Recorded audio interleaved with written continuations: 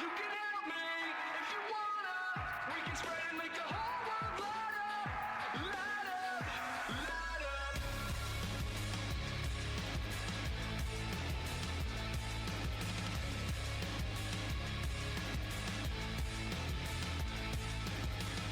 I've never been the one to blaze a path, but I've never been the type that just gets walked all over.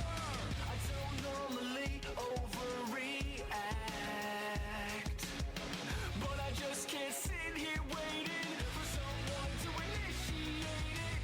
I won't stand by and watch it waste away. I wanna be a fire starter. You can help me if you wanna.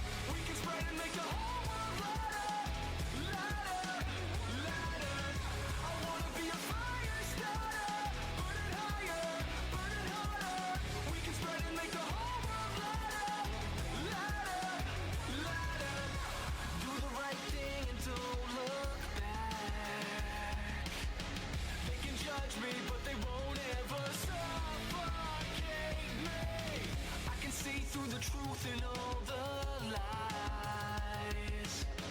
You can tell me it's not worth fighting, but I've seen it, I believe it. I won't stand by and watch it waste away. I wanna be a fire starter. You can help me if you wanna. We can spread and make the whole world light up, light up, light up. I wanna be a fire starter. Burn it higher, burn it harder. We can spread and make the whole world light up, light up, light up. I'll be the one left standing. I won't be caught here stranded. It don't matter what they say, it all just falls to the floor. We've got it. I'll be the one left standing. I won't be caught here stranded. It don't matter what they say, it all just falls to the floor. I wanna be a fire starter, starter, starter. We can spread and make the whole world light up. I wanna be a fire starter. You can help me if you wanna. We can spread and make the whole world light up, light up, light up. I wanna be a fire starter. Burn it higher, burn it harder. We can spread and make the whole world light up, light up, light up. I wanna be a fire starter, starter, starter. We can spread and make the whole world light up, light up, light up. I wanna be a fire starter, starter, starter. We can spread and make the whole world light up, light up, light up.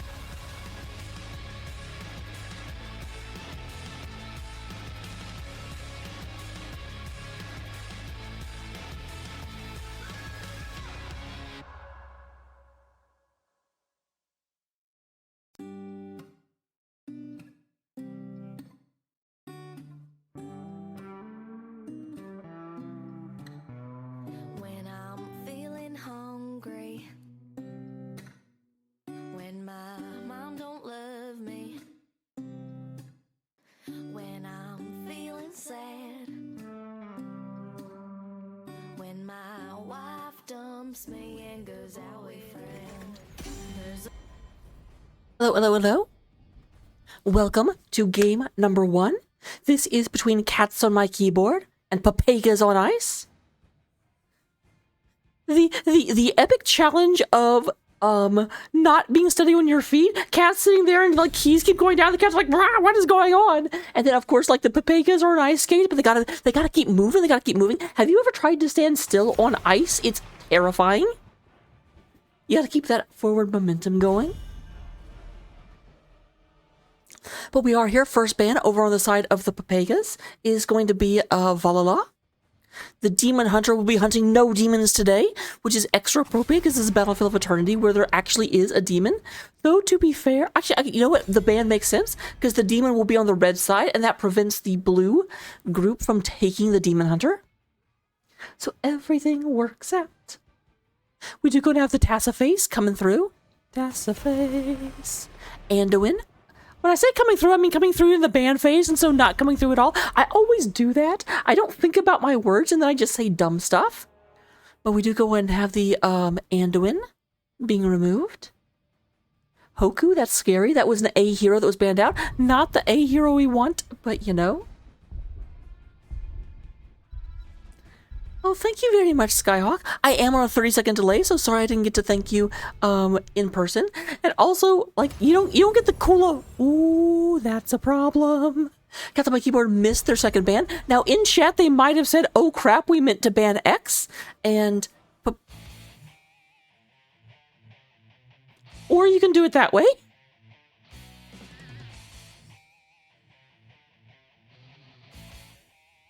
But we'll be going right back in just a second. Just a moment. So I will be right back once we, oh, Line Bus dropped out. Once our New Zealander gets back in the game. Come on, Line Bus. Heart.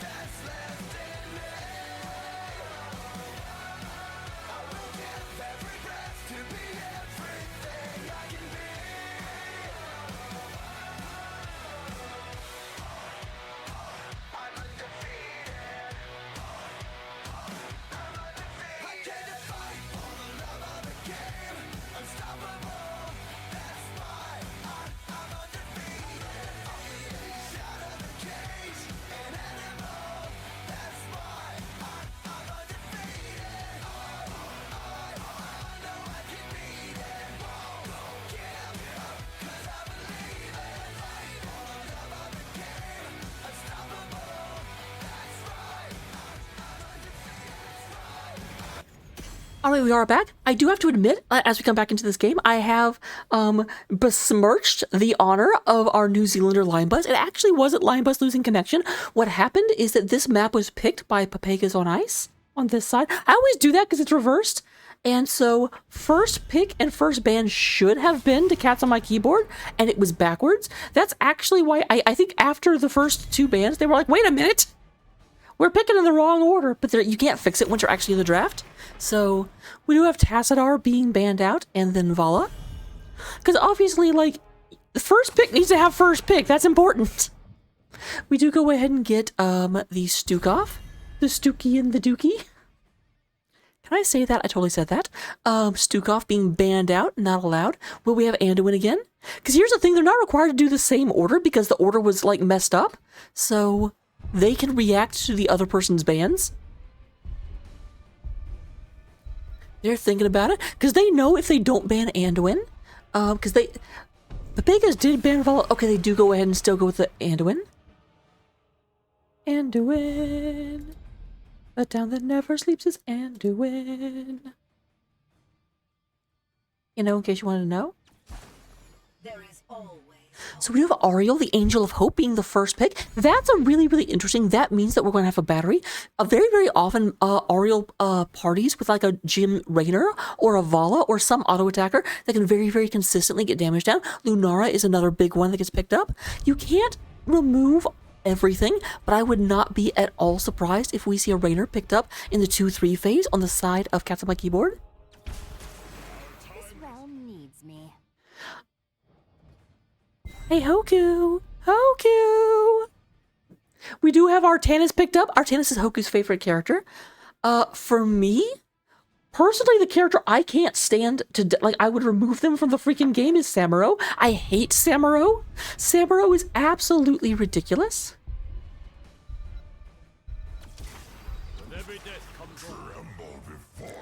Oh, interesting. Hanzo, that is not the Raynor I was expecting. Hanzo can work as a battery. Definitely does have an auto attack build. Hello, Joselle. No dragons yet. I apologize. And then, of course, we have the Lord of Terror himself. Fun fact, primarily because this is being picked by PJ Red. If you go in and you actually go into the Hero Select in Heroes and you type in Red, it will actually show you Diablo. Like, yeah, this is the Red hero. Hello, Anaressa. Hi. Oh, Anaressa in chat, and immediately Lunara gets banned. Anaressa, feel your power. Bum, ba-da-ba-ba-da. So our last ban, this time coming from the side of Cats on My Keyboard.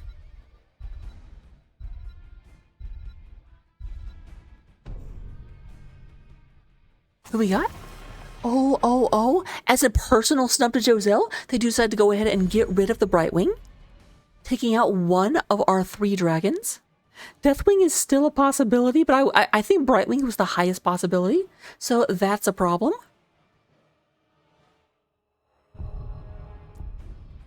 All right. So we do have... pretty good hero spread so far. 2 Diablo. We actually don't have any Warcraft heroes picked so far. Johanna from Diablo. Okay, actually, a lot of Diablo 3 coming in. So far, Pepegas on Ice have taken 3 Diablo heroes and a StarCraft hero. The Old Man Deckard Cain, as well as Johanna and Li Ming. And then the Hierarch himself. There's the Raynor I was anticipating. Raynor in his Ghost Rider. And then we do have Blase, the Firebat.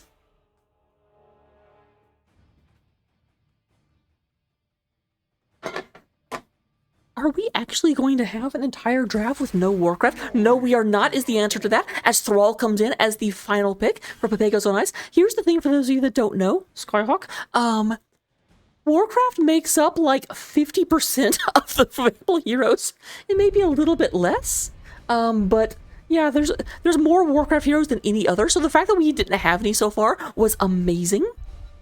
Of course, IT Cowboy, no problem. Also, we should mention, I mentioned it before on Thursday delay, so IT can't cheat. But here we go into the game. I will get the prediction up. Put your sticker drills where your mouth is. Tell me who you think is going to win, and I will see you in just a little bit.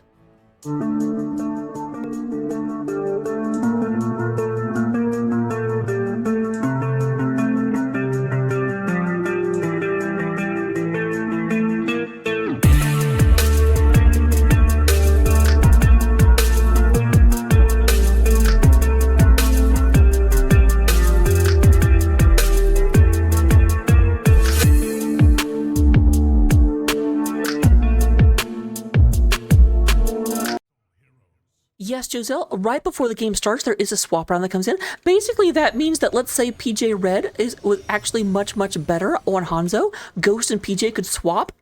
Who's playing which hero. You don't see it used very, very often, but sometimes you can use it to bait out things. But getting into the game, we do have Cats on My Keyboard here on the blue side of the battlefield, on the side of the heavens themselves. PJ Red is playing Diablo. Ghost is going to be on Ghost Hanzo. How appropriate is that?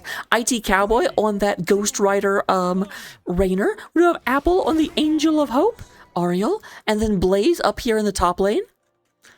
The Fire Starter. Getting back to what happened, or getting back to the before stream song, being played by the Lime Bus.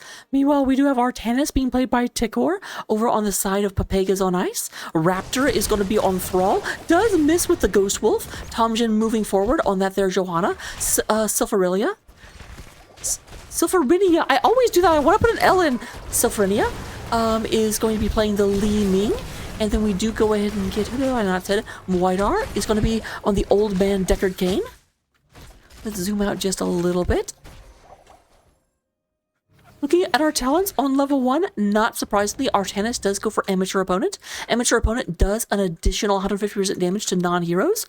This is a map where periodically you will have a demon and an angel spawn, and both teams try and take out the opposing hero or the opposing monstrosity. But here's the thing, it doesn't count as a hero, so Artanis does extra damage.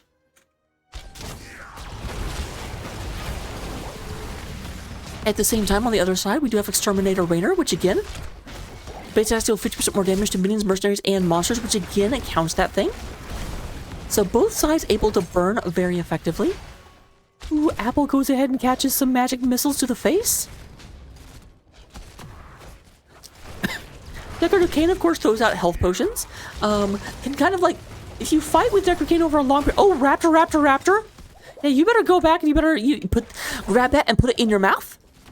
Ariel, on the other hand, Ariel will put a crown on someone. Right now, the crown is on Ghost, Hanzo.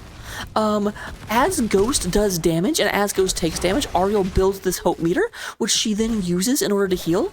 So that means if you end up with a very combo-rific thing and you take out the crown target, you can do a lot of damage. There is the Scroll of Sealing. Oh, Ariel in a lot of trouble, and that's going to be First Blood going to the side of Pepegas on ice. Bottom camp is picked up. For those of you with a League of Legends background, you might be used to mercenary camps being used to get gold. Not in this game. We do go ahead and use those. You basically go to the mercenary camp, you punch them in the face until they're like, okay, fine, I'll work for you.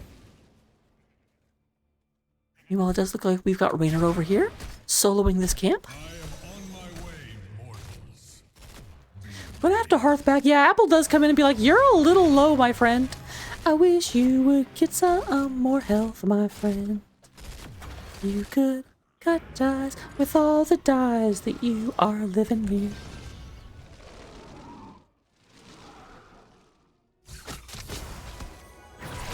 Here we go, moving through. I should pay more attention to Artanis. Hoku only actually gets to see that a little bit. Artanis immediately does dash out of that stun that comes around. And yeah, they are in position immediately to come in here and start working on this. Here's PJ Red, Diablo looking for that. Going to go ahead and smash Artanis into the wall. Then comes the stun from Apple. That is a good synergy they have, where Diablo likes hitting things to the wall, and then Apple also has an ability where she whips people into walls. So very, very naturally, Ariel is a great follow-up to Diablo, which is weird when you think about it. Why is the Angel of Hope synergized so well with the Lord of Terror? There might be some secret lore we don't know about. There is Raptor moving back. There's the group stun. All 5 members of Cats on My Keyboard here protecting their Ilarion, which is their angel. Nice. Ticker's got the moves like Jagger. What can I say? They got that move like Jagger. Silpharinia does go ahead and catch a little bit of damage at the tail end there. Here are 2 orbs going to be picked up by our orange team. Each of them heals each hero by about 4% of health and mana. So an 8% heal is certainly worth getting.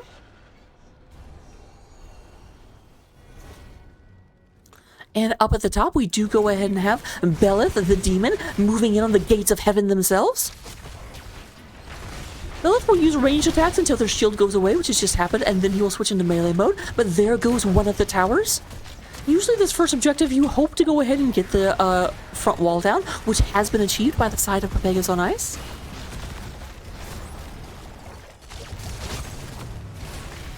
Hi, Katie.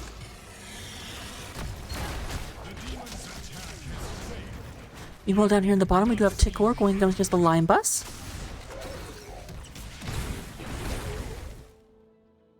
So looking at the Artanis build, because I used to be an Artanis main, it does take shield battery. I love shield battery myself, because like your shield comes up and it just comes up so much more often. Did not have the swap available. And then final cut, so it does a little bit of extra damage coming through.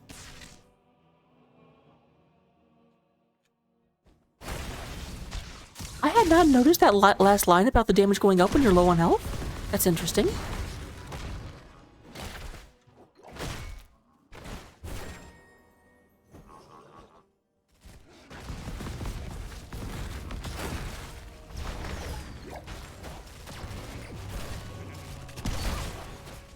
So we still have this aggression coming in. The mercenary camp is trying to move in here. PJ Red goes ahead and knocks one of them into danger. Danger zone! Maybe a little bit careful. There's only 3 of them up here because there's 2 of them down here. Now Linebus is going to scout this out, but better be careful. He will not win that fight. I was going to say a swap from Tickor could be really, really bad, but nope. Blaze turns around. I shall land in a moment. Swap! But no, Linebus will go ahead and escape. Raptor throws out the Ghost Wolf, but is not able to lock down the Firebat. Here comes... Oh yeah, Raptor, you do not want to stand there. The entire team is coming down. However, the Immortal is spawning in a few seconds, and it does look like we are already in... Well, no, this is actually a defensive position, because that's going to be where the demon shows up. I will deliver this realm from your corruption, Hellspawn. This is always dangerous, running into an enemy team, although it's not a full enemy team. And Tickor's going to be like, check me out. That was such well timed because he dashed through to hit both of the 2 dashes. Or she, I don't actually know. Here comes PJ Red being like, get off of our angel. And Tickor says, no. Then the rest of the team comes down and Tickor says, okay.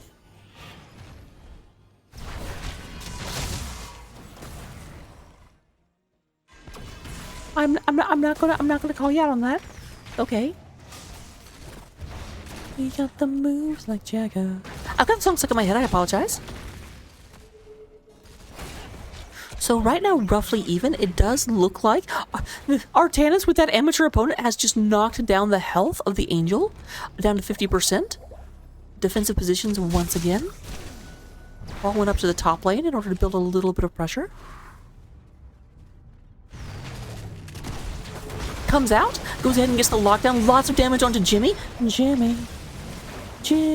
That was such a good, like the thrall coming out of the fog of war, out of the smoke. And Jimmy just did not know that was coming. And it does look like Li Ming actually. Oh my gosh, guys! I didn't know you were continuing to fight. But that is going to be Ilarion going down once again, and Belith is going to fly to the bottom of the map.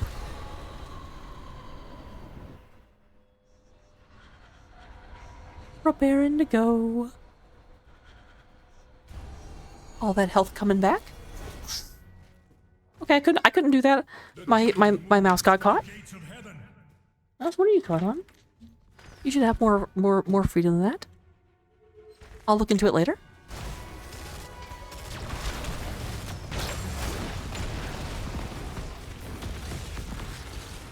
Alright, there is once again. We are through the wall already and shields are just now going down. I would not be surprised if this bottom fort goes down, but there is the Hellfire coming out of Diablo. Went ahead and caught Thrall, followed up by the Hanzo Spiritual Arrows. I forget what that ult's called. I don't know why I'm asking, I could just look. It's called Dragon Strike. We are up at level 10 as the Dragon Strike announced. We also do have Bunker Drop coming in from the Blaze. Rainer's Raider. So just extra damage coming out of our Jimmy Ray. So I don't see it. He hasn't called it down yet. He just kind of hangs out with him, so I don't know why it wouldn't show up. Maybe it actually got killed. That's possible. We do go and have Apocalypse, which we just saw. I said Hellfire, but it puts a little, like, thing down underneath everyone's feet. And we have the Crystal Aegis. A little bit of a shield, like, oh, you can't hurt this person if you stay nearby, you're gonna take some damage. Not a whole lot of damage, obviously, that is a healer. We do also have the Blessed Shield coming out of Johanna, the Captain America Bouncy Shield. We do get Disintegrate coming from Li Ming. Stay a while and listen, which was just used by me at Deckard Cain. We do have Suppression Pulse, blinding the entire enemy team with infinite range. And then Sundering comes out, from Thrall. Way, way, way less effective than Deathwing Sundering, let me just say.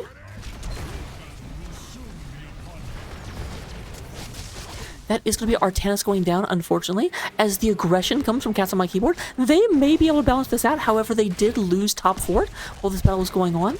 But it is 5v4. I'm a bit surprised. No, okay, yeah, Blaze is having to go back. They do have to deal with this top camp coming in.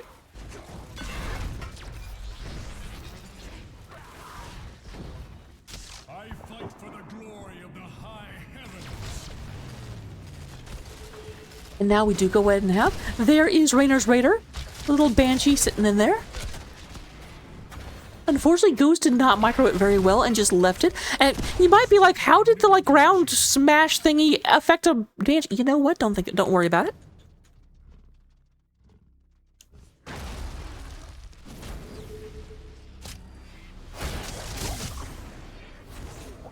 Yeah, Rainer's Raider will be back before too long because, as we learned from the StarCraft Wings of Liberty, Rainer's always got a card to play.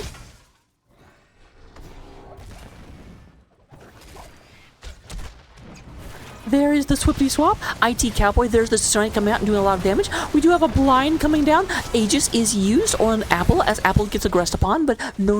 We do have the no healer on the side of our blue team, followed up by a kill onto Thrall, so it is 1 for 1.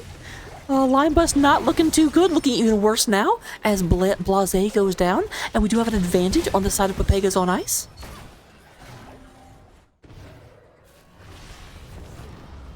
Meanwhile, this is what you call a problem. This Khazra camp will just continuously summon minions. PJ Red will come back and deal with that, but unfortunately, this does mean that just a lot of damage is being done to Ilarion. Johanna is staying up here in order to try and control the narrative. Does not want to let Rainer's Raider in here. Get away from my demon! So once again, the assault of hell will not be stopped.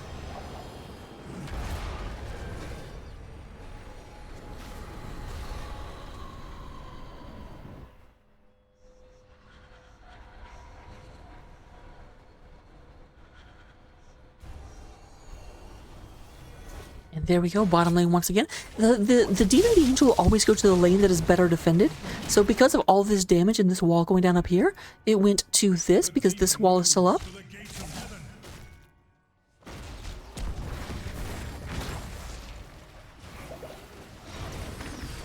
We do have this moving in, doing all of the damage, Every damage being done. There's Tomjin coming through. Aegis comes in trying to hold him in place, but there is the stay a while and listen. However, it does look like IT Cowboy gets out of there. So Frenia goes ahead and continues to... Did take the 5 magic missiles up from 3. That means Sophrenia is level 9.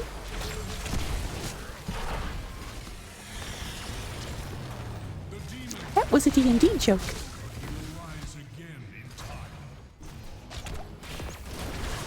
Hanzo goes ahead and leaps over. We did have a Disintegrate comes out, but we're not quite able to get that taken care of. Both lanes do now have occasional catapults. Every third wave is going to have a catapult attached to it. Neither of their own forts are down just yet.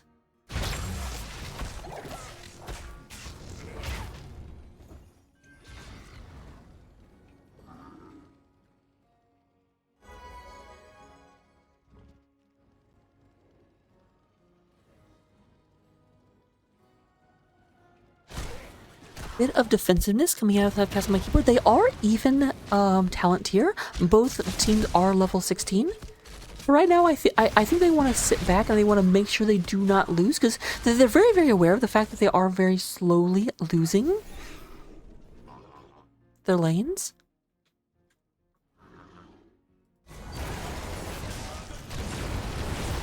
Alright, there is... Oh, lots of damage on Sophrenia. Does go ahead and blink through. Get out of that, but I do not know. No, Sophrenia does unfortunately go down. Bunker drops from the side of the Blaze. Trying to go in and get that taken care of. Does go ahead and the swap does not land. This is now an advantage for the side of cats on my keyboard as we have the Immortal spawning.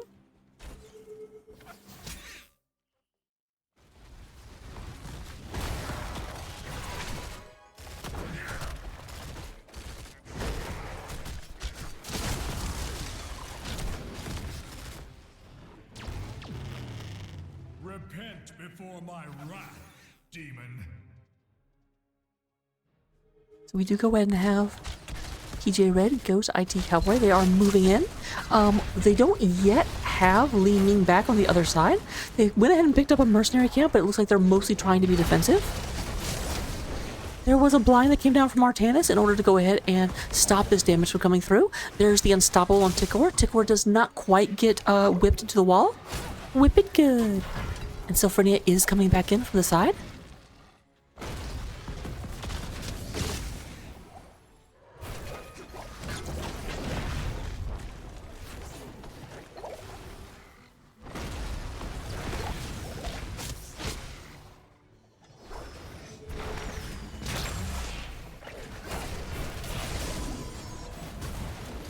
Lots of damage getting through. PJ Red very, very, very low. Let's go ahead and swap. Fantastic swap. Got Apple into the Stay a While and Listen. Did not result in a kill onto Apple, but they did go ahead and get Diablo down. Unfortunately, Artanis goes down as well, and Diablo did have full souls, so he's going to resurrect immediately because that's just what Diablos do. However, here's the thing. Diablo's health is empowered by how many souls he has collected, and he is down to, well, at this point, 35. I was going to say 25, but somehow he picked up 10. Boop.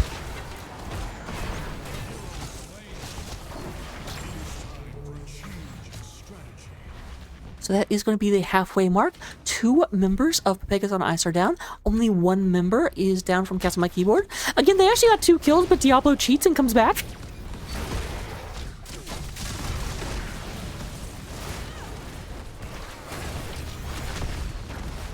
Big ol' stun coming in from Lime Bus. Did Lion Bus not? Okay, did take the closing course. That just didn't seem like enough damage. Lion Bus is not blinded, was inside the bunker. Avoided the orbital bombardment, but we do have a kill onto Hanzo. Oh my gosh, can it be? Sylphania absolutely losing her mind. Just gets kill on kill on kill. And here's the thing. Sylphania, whenever Li Ming gets a kill, all of her cooldowns refresh. IT Cowboy will be like, no, I need to kill this demon, and does in fact do so. We do have the victory for the heavens. PJ Red very upset with this sorceress. So Fredia might want to be a little bit careful. Does not have a lot of health. Granted, it is 1v3, but still. Yeah, not coming back from that. Or you will, but not for 50 seconds.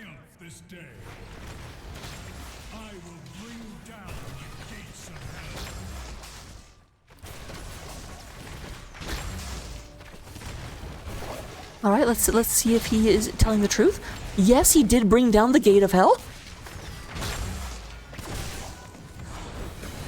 Unfortunately, they definitely could not support their immortal.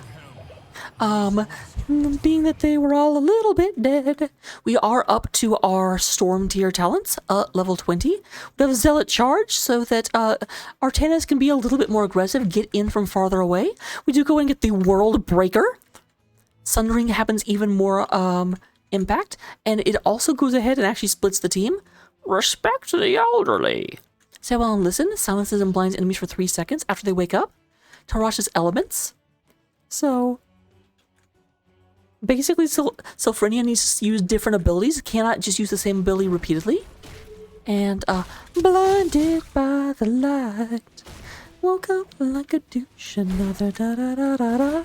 I kind of forgot it, but basically shields.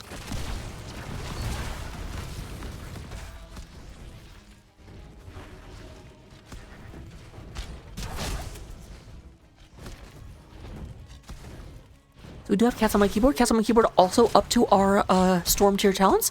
We do gonna have fortified bunker coming out of the blaze. Dusk wing. So the health and the leash of Rainer's Raider is increased. Basic attack lowers armor by 3 for 1 second, stacking up to 30. So that will really help to burn through some of these high health heroes.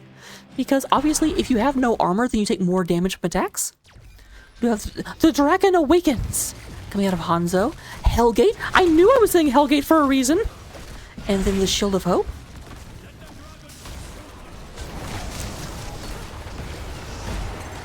All right, definitely going ahead and getting the healer first and foremost. I do think I saw a shield come out, and the shield did not land. We do have Apple going ahead and using the Crystal Aegis, but once again, we do have an advantage for Cats on my keyboard. Sylphrenia is trying to get away from there. The Dusk Wing is trying to track this down. Darkwing Dusk. When there's trouble, you call DW. And I want to do the whole song now. The whir of motors and he appears. The terror of the skies. Right, Tomden goes ahead and steps out of that. That was a zoning arrow. However, this is a problem for our blue team. It does look like Lion Butts was sent back to deal with it. They do not want to lose their final structure. Top tier commentary by Araka. They don't want to lose structures. Oh, but it looks like they stayed a little bit too late. A nice use of the Hellgate to teleport out of danger, but that is going to be 2 members down for Cats on my keyboard. Super, super, super low in terms of the health on Belith. But this is what happens when you play Artanis. You punch things in the face. However, while that was happening, we did have our blue team move in. There were only 3 of them, but they managed to move past the 3 defenders. And it looks like once again, Alarian is going to be moving up, going up to the top lane. Because top lane is more defended. It does look like Cats on my or Pepegas on Ice have said, no, we want this structure down. Mr. Gorbachev, tear down that keep.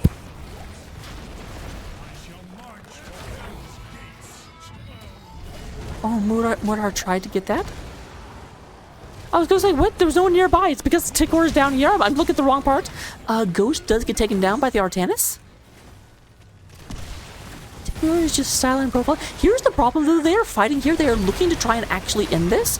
But that means they're just ignoring this Immortal that has taken down their keep and is moving onto their, or taking down their fort, moving onto their keep in the top lane. I don't think that Immortal can end by itself. However, Li Ming, Sylphrenia, goes ahead and gets an angel. Oh my goodness. That may be it. We've only got 2 defenders left. We do go ahead and have PJ Red down here for dueling with the Artanis. But the core is going down. The core is falling. We're down to 30%, 16%, 12%, 0%. And game number 1 does go in favor of Pepegas on Ice here on Battlefield of Eternity.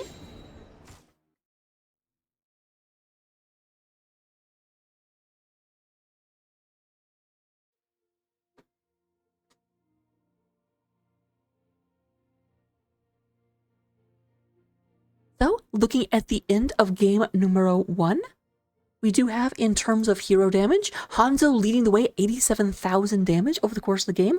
Li Ming coming in second with 78,000. But here's the thing. Li Ming did less damage. Li Ming also got 14 kills by herself. So, the damage Li Ming got may not have been as high, but Li Ming got it when you needed to get it. We do go ahead and have roughly even healing numbers. Ariel did heal more than the Deckard Cain, but at the same time, first of all, numbers 2, 3, 4, and 5 were on the red team, so blue just had more to heal, let's be honest. Indeed, Joselle. Also, I have to point out that not Protectors of Ire, Cats on my keyboard banned out Braxis, so we don't like them. In terms of XP contribution, Blaze Linebus does soak the Artanis, but it ended up not really mattering because there were so many more kills on the red side that we still had a higher total amount of experience coming the red way. Talents, that seems generous. Here they are. Copy them down, take them into Stormlink, get all of the epic victory, and I will be back to see you in game number 2. I'm kind of proud of that. Wrong button.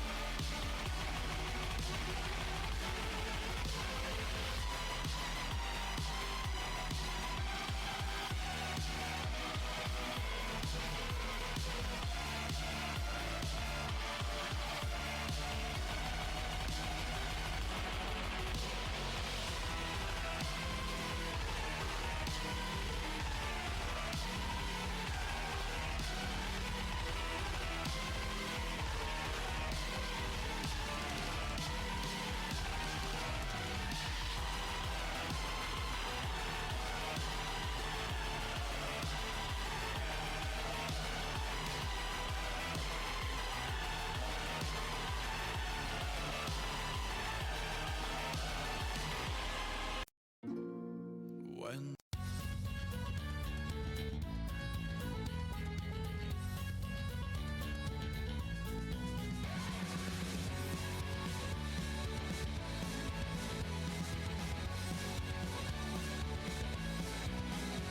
out on the endless ocean, we tear along the gales, with rum inside our bellies, warm and freedom in our sails. A wayward bunch of scoundrels, assassins, thieves and slaves. The rich and blue bloods fear us when we hunt upon the waves.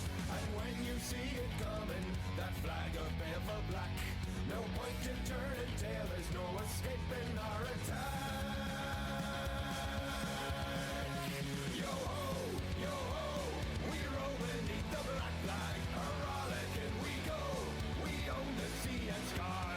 Yo ho, we roll beneath the black flag, a rollicking we go, we bleed the kingdoms dry.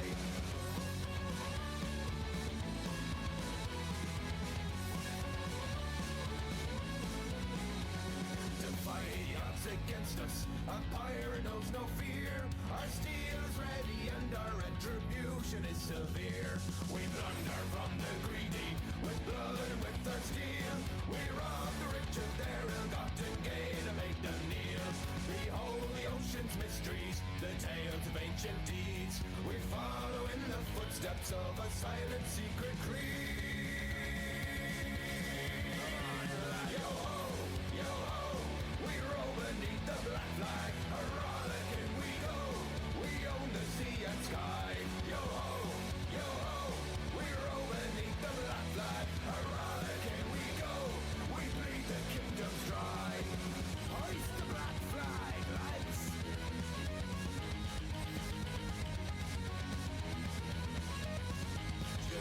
Justice runs in crimson river. Yo ho, we roll beneath the black flag, a rollicking we go, we own the sea and sky. Yo ho, we roll beneath the black flag, a rollicking we go, we own the sea and sky. Yo ho, we roll beneath the black flag, a rollicking we go, we bleed the kingdoms dry.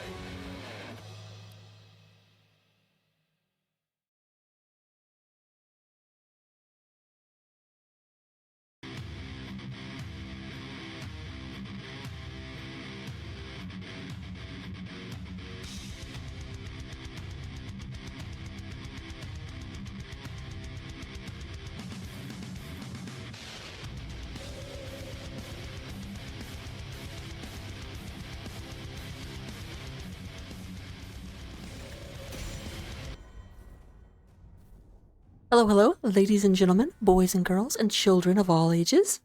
We are here in game number 2. Pepegas on Ice did win game number 1, but, importantly, that was on a 2-lane map. You just have the top and the bottom lanes. We are here on Infernal Shrines, our other Diablo-based map. So this will be a 3-lane map, so the strategy that Pepegas used, they're not going to be able to necessarily have that same 4-man running around. This is one of the most versatile maps in Heroes of the Storm. There's a lot of different strategies. So far, the ban's the exact same, though. We do have Vala being banned out on the side of Pepegas. Tassadar being removed on the side of Cats on My Keyboard.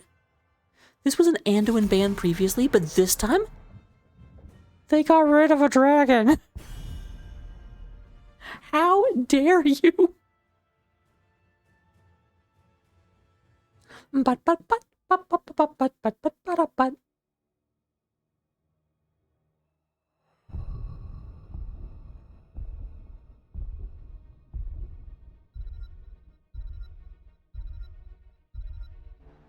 You lose control.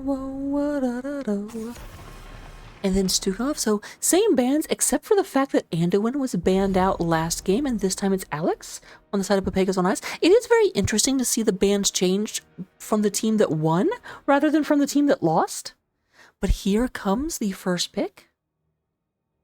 This is always interesting because you get to secure... When you're first pick, you get to secure the hero, but that also means that you're not last pick, which gives the opposing team the final say and the ability to hard counter something. All shall suffer. Leoric, the Skeleton King, coming out for Tikor. It looks like Tikor not playing Artanis this time. I'm sorry, Hoku. But Hoku, you know what? Hoku should just be... Hoku got an Artanis game. Don't be greedy.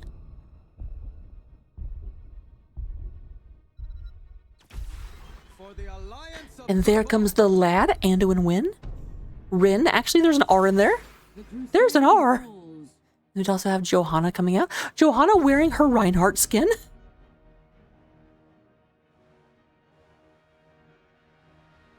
I also have to ask, who is the hottest dragon, Skyhawk? I have a guess, but I'm interested. I would say Deathwing because his back is made of molten. Molten cysts. Speaking of hotness, we do have Sylphrinia coming out here onto the Kael'thas. The Fire Maid showing up. But then Moidar is once again on the old man Deckard Cain. I really like it when people take Deckard Cain because I get to use the old man voice. I have way too much fun with myself. We do have a band. We do not yet have a tank on the side of Pepegas on Ice, so I would not be surprised to see one band out here. And yep, the Hobby Dwarf is not going to be coming into this game. Meanwhile, we only have a tank and a healer, so there is no offlaner. This could be an opportunity to decide who Leoric does not want to move into. Also, of course, you could just get rid of a damage dealer. Damage dealers are a little bit different on this map because you don't have the big honking monster to take down.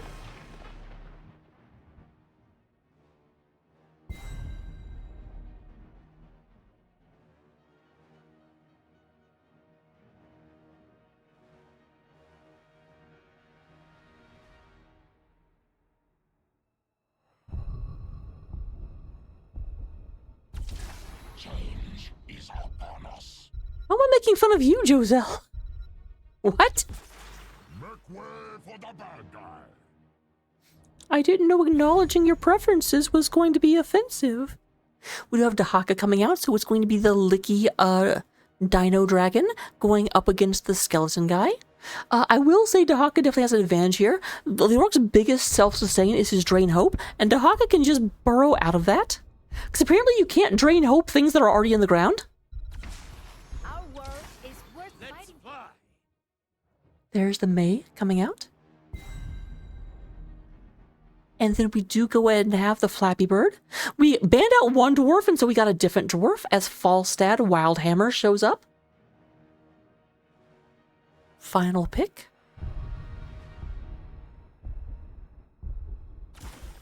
For the Alliance. We do have Jaina coming out. So Anduin and Jaina leading the charge going up against Kael'thas. And okay, there's not any other Horde heroes. And Falstad, who is clearly not Alliance. I mean, that's actually true. Falstad is an Alliance, but definitely doesn't fight against Anduin and Jaina. Plus also there is Zul'jin, which isn't Horde, but also does not typically ally. You know what? Don't worry about it. I will get predictions up. Put your money where your mouth is. Tell me which of these two teams you consider the strongest. And I will see you in game number 2.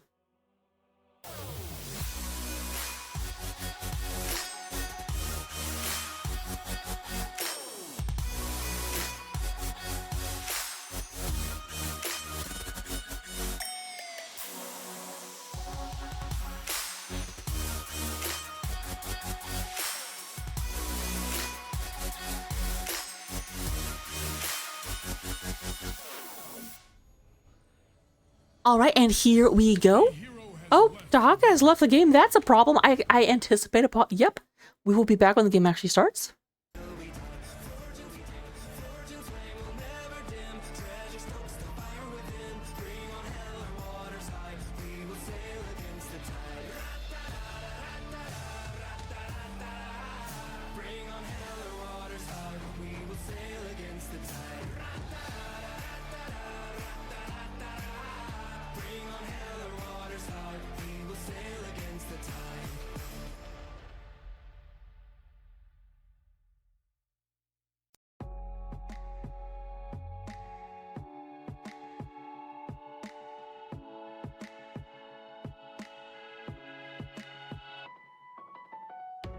smiles. I know what it takes to fool this town.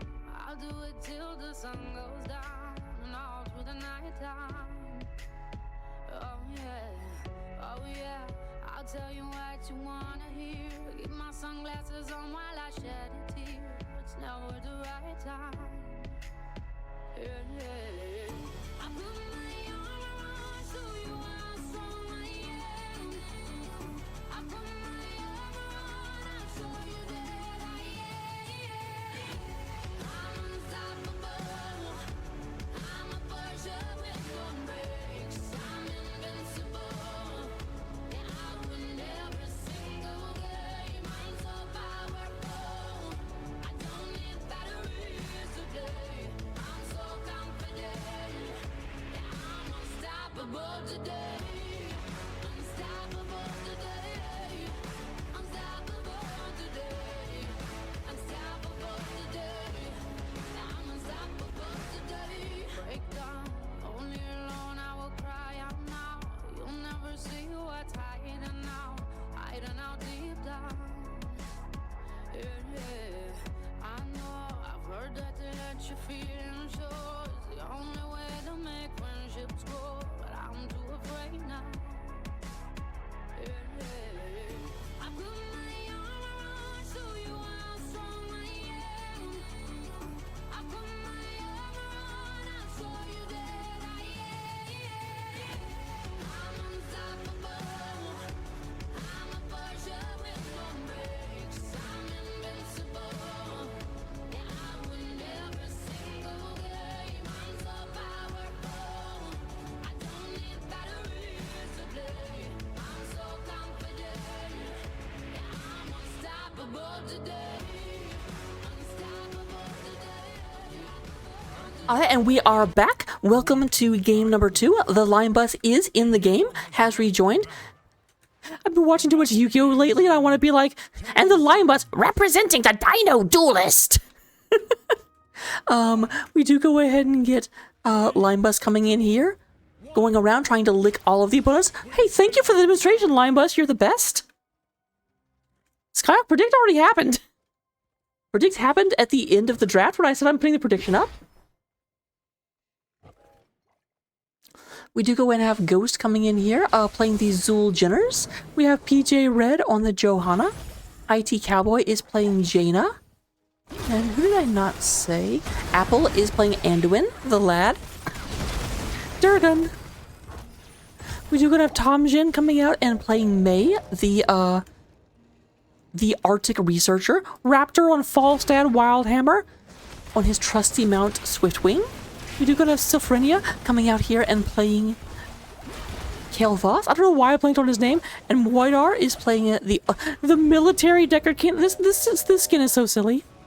It cracks me up, but it's so silly. He looks like a revolutionary wearing a beret. He's using his cane is like a rifle. Meanwhile, at the top of the map, we do go and have Tikor is playing the Leoric. It does look like the way they've tried to deal with this. Okay, you know what? I will do this again only because Joselle is the only one who predicted. So I'll put the prediction back up for you guys. But I can't do this all the time, so actually predict. It should be up now. It actually should have come up a little bit ago because of the delay.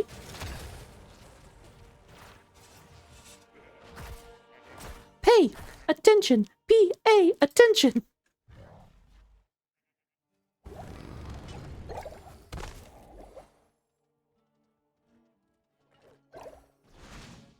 Joselle, you do have to predict again. There was no way I could extend it. I just had to restart it. But looking at this, we do go ahead and have 0-0. Both teams are level 4 right now. Let's go ahead and take a look at our opening talents. We are going to go ahead and see... Ooh, Piercing Light. These are questing talents. If you're not familiar with HOTS that much, the basic gist of it is that you get talents periodically. Talents? That seems generous. And a lot of talents are just straight up like, hey, you get this ability, but you do have some talents, like Gathering Storm here. Every time hammering hits a hero, increases damage by 0.5% and refund 6 mana. mana. After 30 heroes, increases damage by 15%. So once you finish the quest, usually the questing talent is the most powerful talent available, but it does require you to actually finish the quest. So it's kind of a trade-off of, I want more power later for less power right now.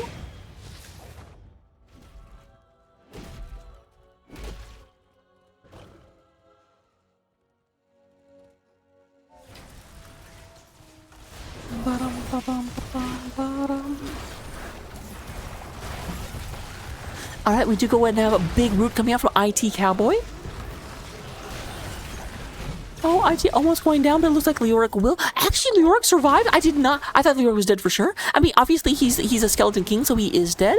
Meanwhile, we do have our 2 globals up here. Raptor can fly down on Swiftwing. Linebus can burrow in. Linebus is going to go ahead and try and get out of here. Raptor can't leave just yet because this Khazra camp will push everything down. We should go ahead and see. Yep, Linebus is already burrowed here and is at Tomjin taking a ton of damage and will not get out of here. May goes down. Good night, sweet princess.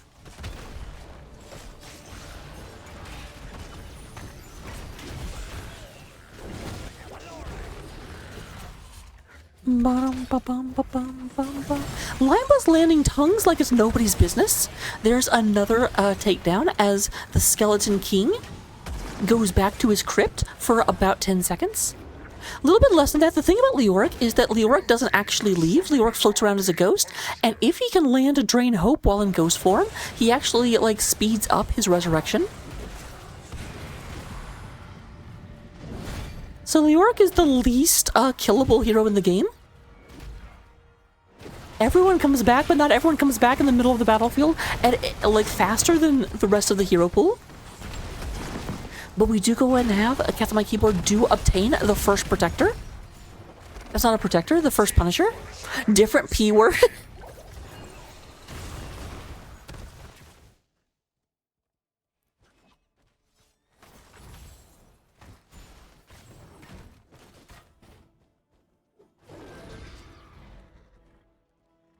I'm on the right time. Oh yeah. There's a stun coming out of Ghosty Ghost.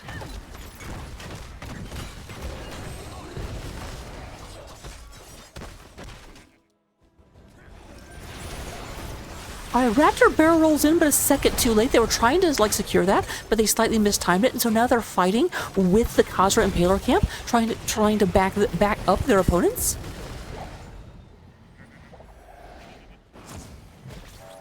Part of me wonders if I didn't realize that was attacking them for a second. There's Tickor goes in and gets that taken care of. Meanwhile, Dahaka has gone for a race car Dahaka build. Brush Stalker movement speed now lasts for 5 seconds after leaving the bush, and every 50 seconds increases the movement bonus of Brush Stalker by 2%, up to 20%. So what will happen is, as Linebus moves through this, he'll get a little bit of a boost of speed. It's not super noticeable yet, but just wait. When that gets up to its maximum of 10 stacks,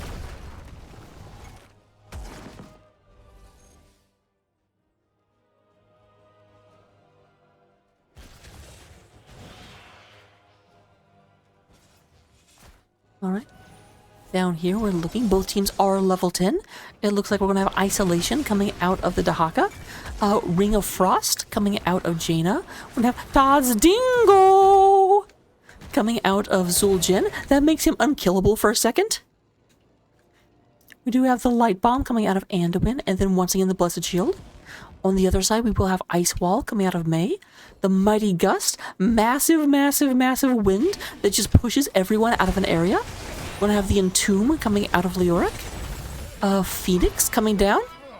I forget the name of... Is it Alar? Alir? I forget the name of Kel'Thas's Phoenix. But it comes down and it will just do damage in an area.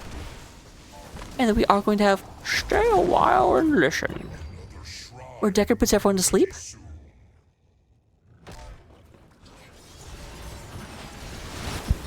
There was fantastic stun into that Ring of Frost that just left Sophronia with nowhere to go.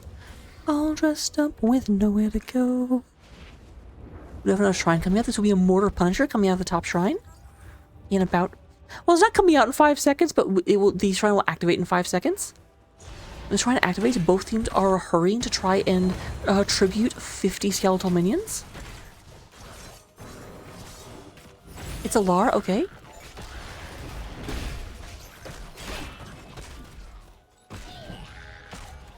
Meanwhile, Falstad did convert the bottom camp, maybe looking to fly up. Falstad's flight range isn't that far. Oh, but if he hearths back, it absolutely is. And here he comes. We do go in. Okay. Great. Okay. Ghost was pulled out by the Anduin, who immediately got stunned by the ice wall.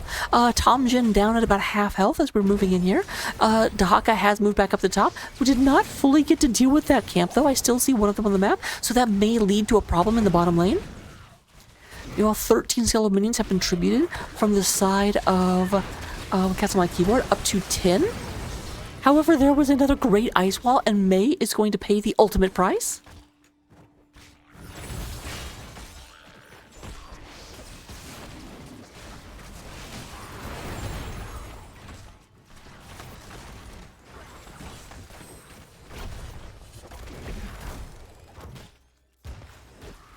So I do think the Punisher is going this way. Linebus is coming down here to try and deal with this. There has been some damage dealt, but thankfully not too much.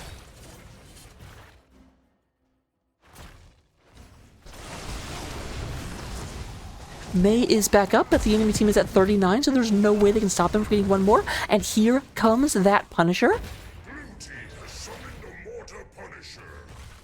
Mortar Punisher is the best one to siege because its abilities just throw out these big mortar shots. Now, they're relatively easy to dodge, but you know what can't dodge very well? Buildings. There is a Lar coming out, going ahead and being like, get out of this area, I will incinerate all of you. This is not a place for blue people. A Lar races against Smurfs, confirmed. Once again, there is that Ring of Frost. Goes super low and does have to pop Diaz Dingo.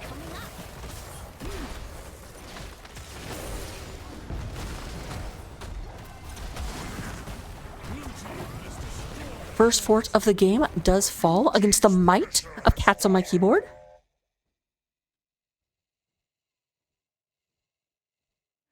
Oh, they're chasing them down. They're saying, no, we're not finished fighting yet.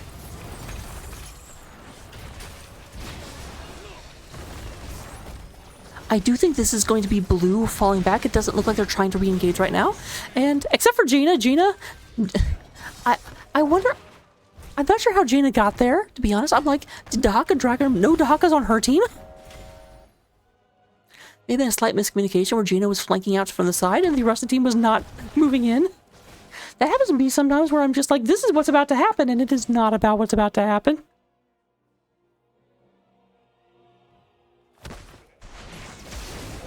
Tom Jin. It's a Tom Jin. Apple keeping an eye on this, but needs to be very careful. Yeah, Tom just like, get out of here. No one likes you. That's not true. A lot of people like Anduin.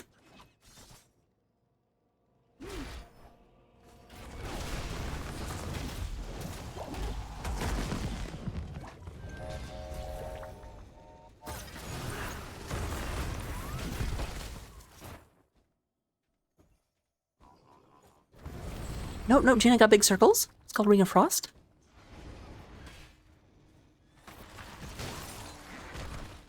If you like it, you should put a ring on it. And Jaina really likes the enemy team.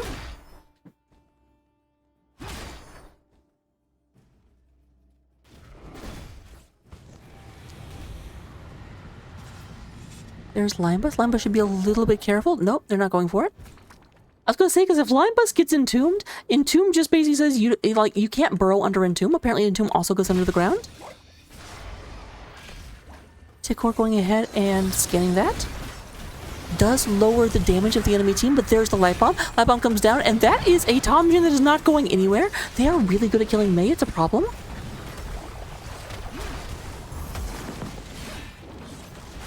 Do go down to about 50% health on most of their heroes. Ghost looking very low. There is the bomb coming out of Kel'Thas. The living bomb, as it were. I think that's what it's called. I know that's what Look at me. I know stuff.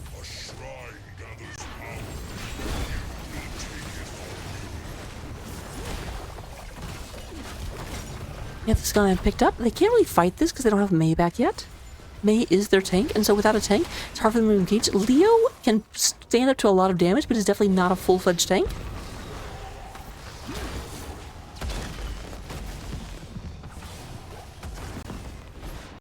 Here's the thing to remember, though. Leo does have Ominous Wraith and Royal Focus, so that does mean Leo can go in and cut the entire enemy team's damage, then come out, swing, and do it again. Swing, bada, bada, swing, bada, bada, swing. Mei is here. Mei is going in. There's the ring. Ring only catches no one, actually. Oh, IT Cowboy taking so much damage right as they come out. There is the Entomb. You don't get to go anywhere. You're all dressed up with nowhere to go. I like that song. Can you tell? There is that damage cut. Sophronia? Oh, Sophronia, that is not where you want to be. That must have been a gust or something. No, I don't. Must have been a drag, I guess. However, it does look like that has chased our blue team out of the frozen Punisher area. You can tell it's frozen because of the little blue orb on top of the summoning pedestal. We are up to 25 to 29. It looks like blue is re-engaging. But 37, it does look like we're going to have our first Punisher on the side of Pepegas on Ice. And how appropriate is it that the frozen Punisher is the Punisher that answers the call of the Pepegas on Ice? Now, the frozen Punisher doesn't do as much damage as the mortar one does, but what it does do is it drops these little ice areas, and you'll notice big old ice shards come up around the fort, which means the fort can't fire. All of its cannons are gummed up with ice. For a brief period, it's firing now. Jaina just got iced. Oh, nice try from Moidar.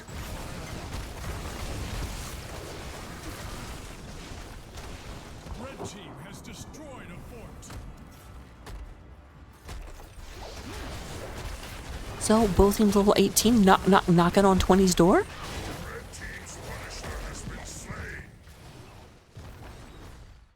And the slain Punisher is going to trigger a retreat coming from Pepegas on Ice. They don't want to fight. Like, their opponents are still 4 up. They don't want to fight with the disadvantage of not being able to see them through that wall. But they'll certainly beat up these mercenaries and say, hey, can you work for us?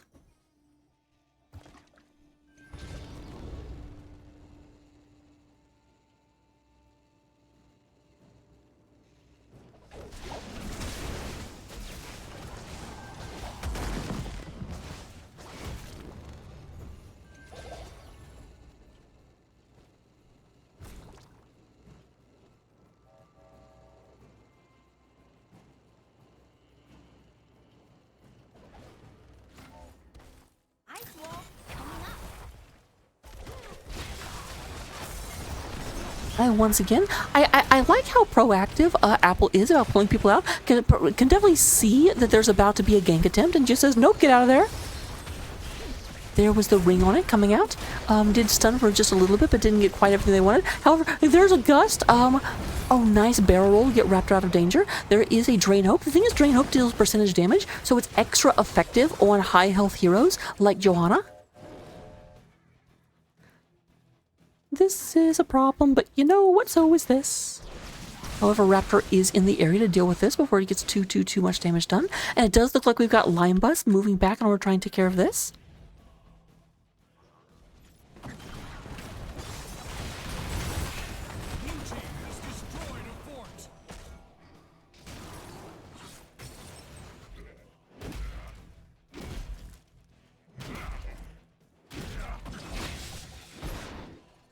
Moves back. It is very, very difficult to gank Leoric. Whenever Leoric goes into that ghostly form, he becomes unstoppable, so you can't stun him anymore.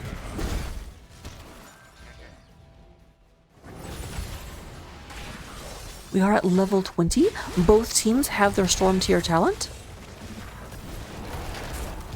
Oh, unfortunately Buried Alive does not actually catch anyone. Buried Alive is such a good ult, but there comes the Wind Tunnel. It's a mighty gust that does not stop.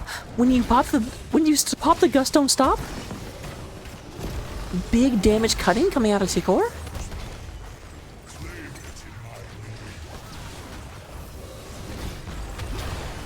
Nice two-person flame strike coming down, hitting IT Cowboy and Ghost.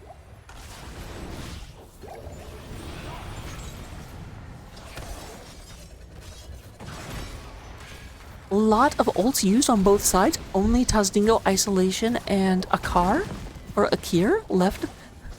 I say Akar and I immediately think of the, like, wind elemental guy. Alakir, your servant calls for aid! God, that guy was annoying.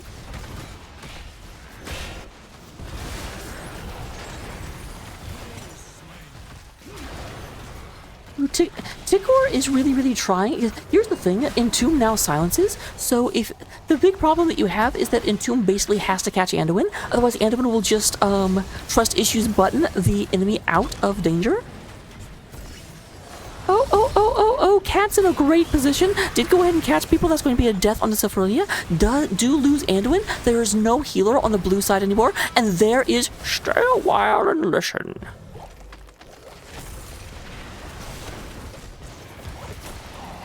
Unkillable drops onto Zul'jin. Tom gets Zul'jin. Zul stronger than Tom officially.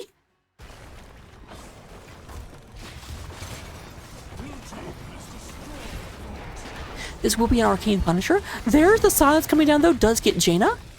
Ghost needs to be a little bit careful. Ghost is super low and does not have Tazdingo anymore. That will not be up for over a minute.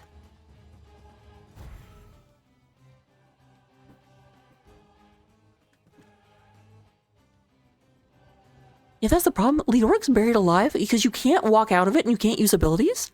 So if you ever don't have an Anduin at your back, you become super vulnerable to it.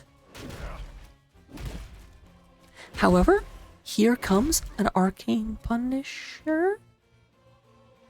If they are 39ing it.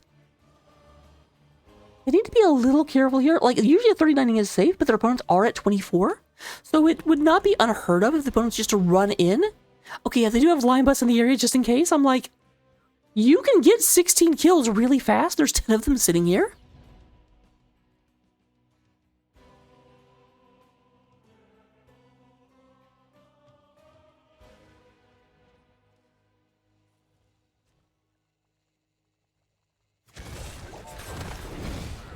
But yep, like I said, they had Lion Bus ready as insurance.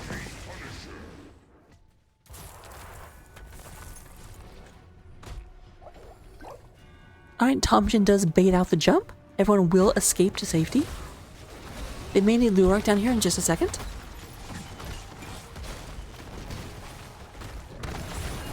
There's the double stun. Sylphania a little bit too close, unfortunately.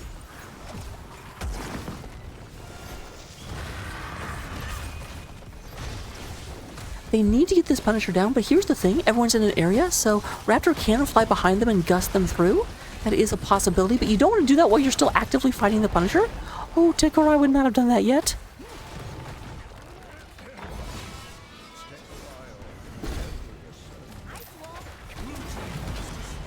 There was that gust I was talking about.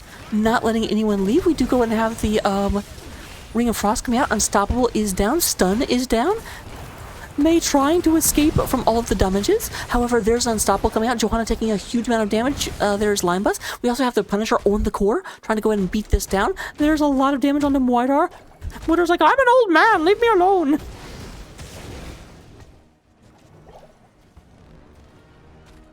Core should finish Punisher. Might take a little bit of damage once the shields are depleted. I'm not positive. It will be close because the shields are going down very, very quickly.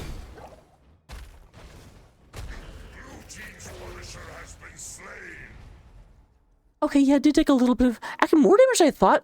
This being dropped right before did about 12% damage. Because the Punisher did go down right as the shields ended. It was at, I think, 99%. But then, just the fact that they dropped those arcane circle bars... That's a very technical term, by the way.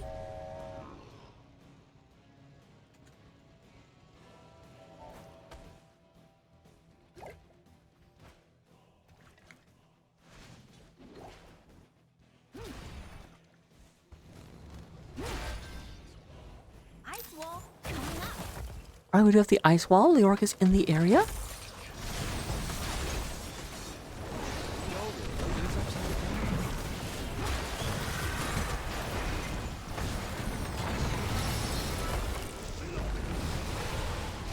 I really feel like what they need to do is they need to let Voidar be the initiator, get people in the sleep, and then entomb them. Oh, that's going to be a dead May, unfortunately. However, massive damage coming out to the rest of the blue team. I'm not sure they can keep up this fight. We do go ahead and have Raptor moving up. Unkillable is used on Zul'jin, and that is going to be Raptor going down. That's a problem. That is 2 people down for Pepegas on ice. Hello, Leonhard.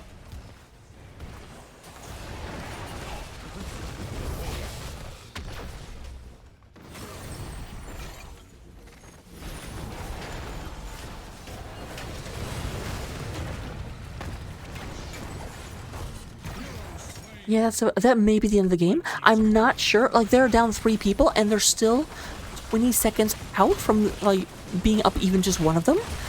The shields were kind of low, and this is going to most likely be a victory for Cats on my keyboard. We're going to a game 3, ladies and gentlemen.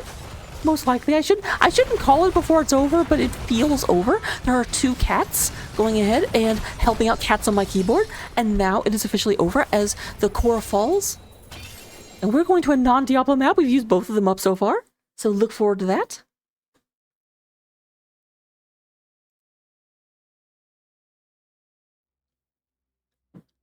We do go ahead and have, looking at the end of the game stats, number 1 damage was not surprising Zul'jin. Zul'jin just dump trucking damage.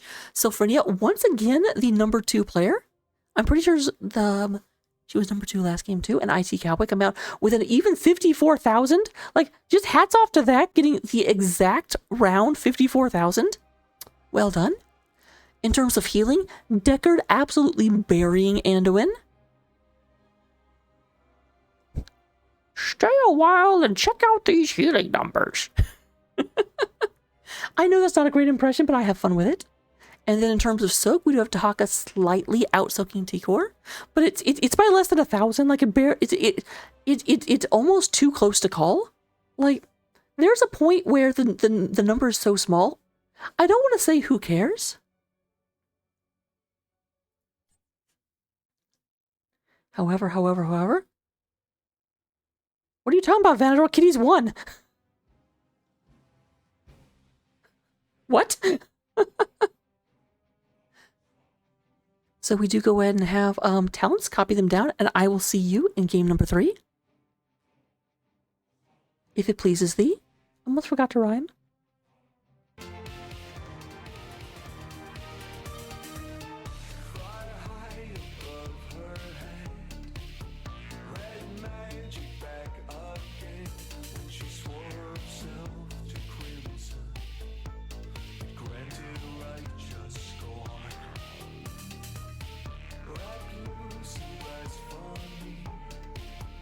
Tight news upon your tree. Blood is spilled.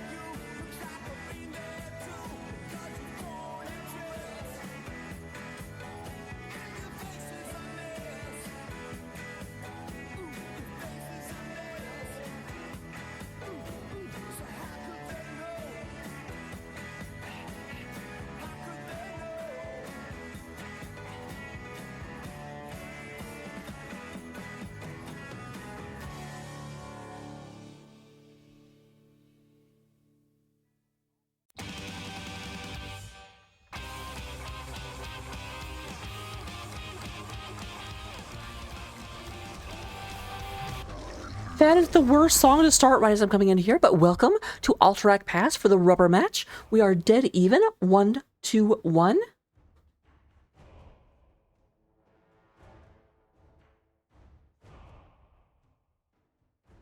And only if I don't see Malby. Malby is usually here before the stream even starts. So, I don't have to worry about it. But yeah, what would happen is if I started streaming and I didn't see Malby come in, I would ping Malby between games 1 and 2. I'll also do it a little bit more proactively if like a stream gets scheduled like at the last minute. If it's one of those situations where the event hasn't been live for 24 hours yet, then I'll go in and be like, hey, I want you all to know.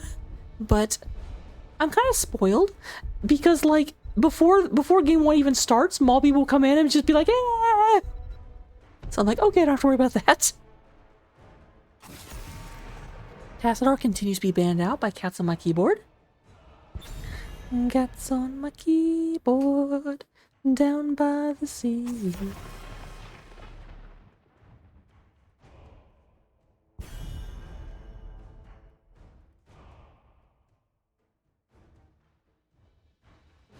Bum bum ba-dum bum ba-dum ba-dum. That was my song. I hope you liked it.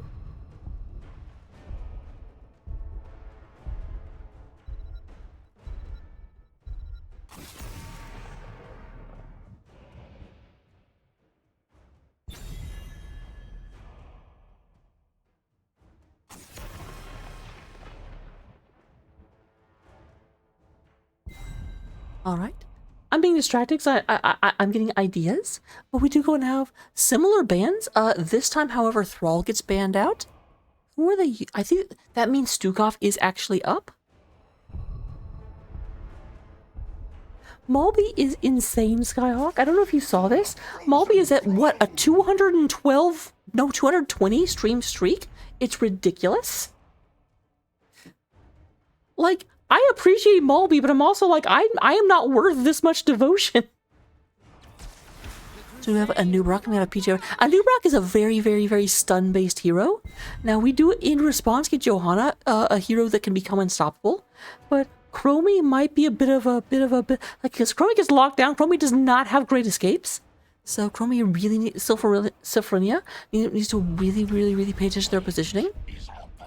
There's the dragon again. And we do have the Stukov. Was banned out consistently, but now the infested healer has arrived.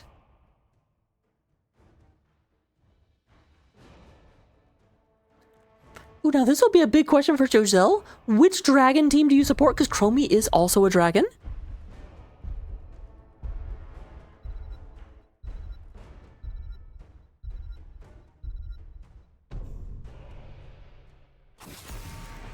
We do have the Zul'jin banned out. I am not surprised. Zul'jin just didn't die and did so much damage last game.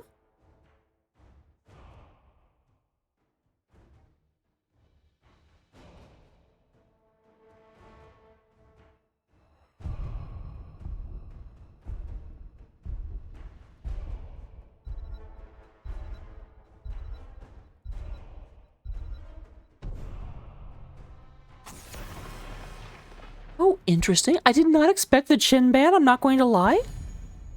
Banning Chin right before his game comes out?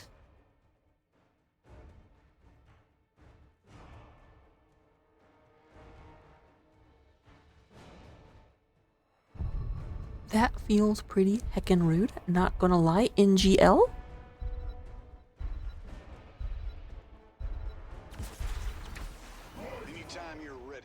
So we do have Ragnaros coming out, gracing the side of Pepegas on ice. Ragnaros is super good at delaying the point. And then we also, of course, have Rainer Raptor. The Joker Junkrat coming out. The Jokerat. And who is our last pick? Another DPS. Who do you want, Ghost? I mean, your name is Ghost, so Clear's going to be Nova, right? No, it's going to take the Li Ming. So, Sylphronia, or I always put an A in there, I'm so bad about it. Sylphronia is going to be taking notes for sure. Yes, kitty cats on my keyboard won last time. Yes, they did.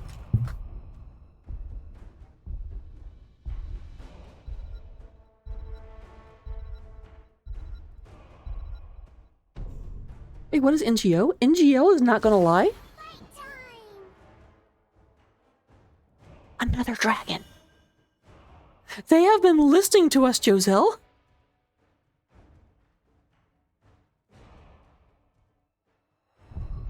So with that said, we are going into the game. It's going to be the battle of a lot of stuff.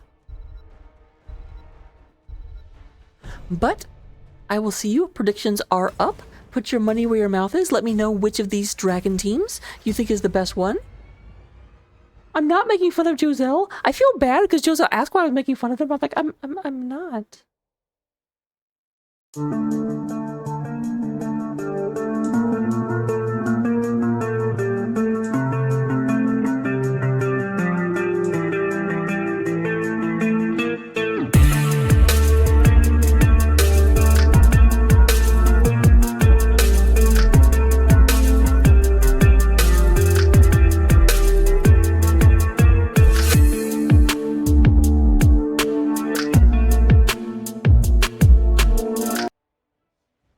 Alright, here we are on Alterac Pass, the epic battleground where Vandor Stormpike is leading the forces of Alliance against his hated opponent, Drakthar. Representing the Alliance, we do have Li Ming, played by Ghost. We do go and have Apple coming in on Stukov, PJ Red on a Nubarak, IT Cowboy on Jokerat, and then the Lime Bus is going to be playing Dahaka. Dahaka. Meanwhile, representing the Horde, we do have Tikor is playing a Ragnaros, Raptor is playing Jimmy Rayner, Brightwing being played by Moidar, Sophronia is being played by Chromie, and then Tom Jin on Johanna.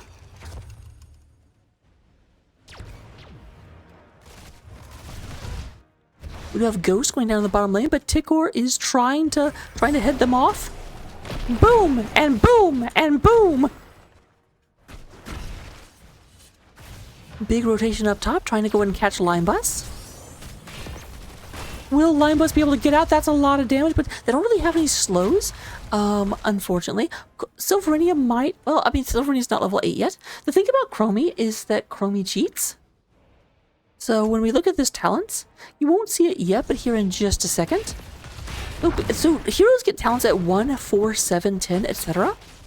And then as we hit level 2, Chromie cheats and gets her talent to just kind of like time skips into the future and says, I'm going to go ahead and pick up my talent for level 4 right now because I'm a time traveler. We do have this Null Camp being picked up by both teams. Picked up a little bit faster for our Castle My Keyboard team. There's Raptor. Rainer does go ahead and grab Exterminator Rainer. So we'll be able to get these camps down a little bit faster. And can kind of go and do them solo, does not need help.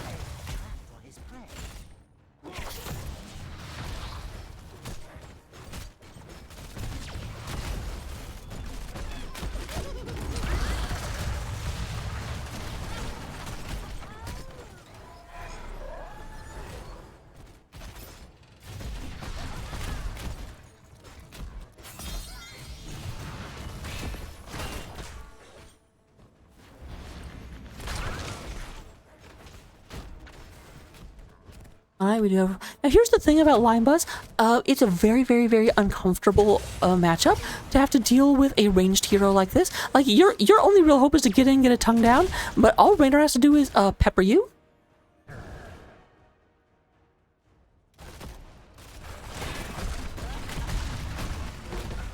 There's the sand falling down. We are now at level 5, so the level 7 talent is online for Chromie.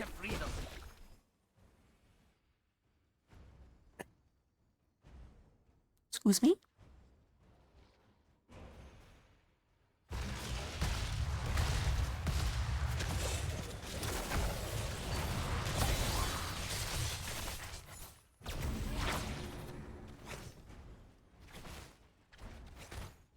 All right, lads and lassies. Keep our prison camp from being captured and get our soldiers out of the floor. Alright, now we actually have a dragon fight going on as Moidar on Brightwing is fighting against Dahaka.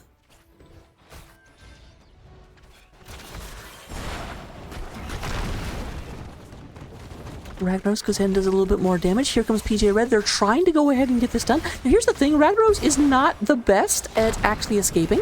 Can't even move in his original iteration, but actually Tikor gets out. I thought Tikor was dead 1000% of the time. I did not think there was any chance Tikor survives that. But here comes Stukov. Here's the thing about Stukov. Stukov is able to drop down a zone of silence, often called a hush puddle.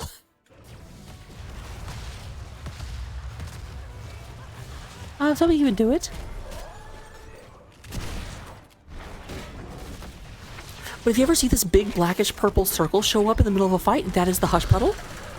People cannot use abilities within that. It works really, really well for locking heroes down. This PJ Red has 2 stuns in his base kit. And then, of course, you get stunned, and then you can't use abilities, and then you get stunned again. Stukov did also take a low blow. So does do double damage if a hero gets dropped below 50%.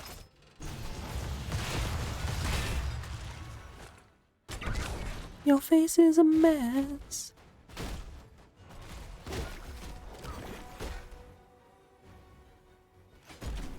Alright, we do go ahead and have Slowing Sands as our level 10 pickup for Chromie, 2 levels early. So this is what I was talking about before when I said Chromie does have a slow but doesn't have it yet. Well, now Chromie has a heckin' slow.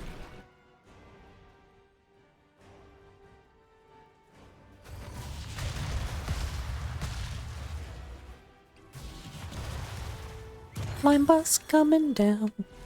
Hitting. Just go ahead and burrow underneath the Slowing Sands.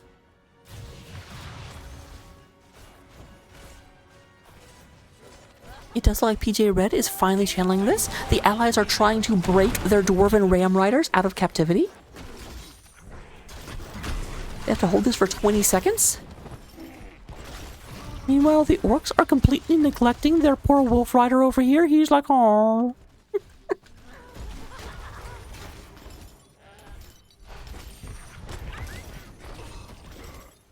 Alright, and it looks like this is just being given up. Down to 9 seconds. PJ Red is doing everything and yeah, actually managed to take care of it. We do have PJ Red gets the Alliance Ram Riders out. Now here's the problem. You might be like, oh good, they can go home and see their family. No. The Alliance Ram Riders get to get on a ram and go back to war. We're fighting here. We do go and have the cocoon coming out of PJ Red. Big damage. There's that second stun I was talking about. And Tikor gets away again? Tikor, I don't know how you're doing this, but it feels illegal. There's the lava wave coming out. Lava wave just moves down, and hey, look at all these minions that don't get to be alive. We're a coming to hell. No, we're not. The other thing to keep in mind, the way this is coded, if you are in the vicinity when a minion dies, or if you are the one that kills it, you get the experience. So yes, Ragnaros gets full experience for anything killed by his lava wave. Really helps to keep a team in the game. Because Ragnaros is not the best at actually dueling.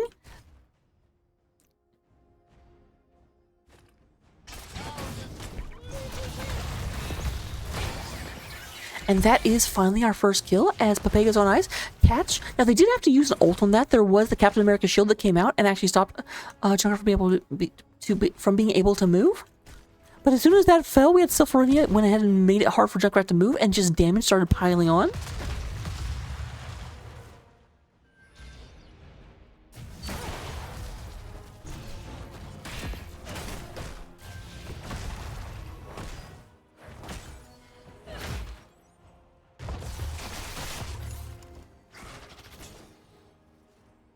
They may be looking at boss up here. There are 2 bosses on this map, one at top and one at bottom. PJ Red is checking into this. Oh, they were not looking at boss. They were trying to bait it, but no. Unstoppable today. They were really hoping someone other than PJ Red went to check that. PJ Red very able to escape.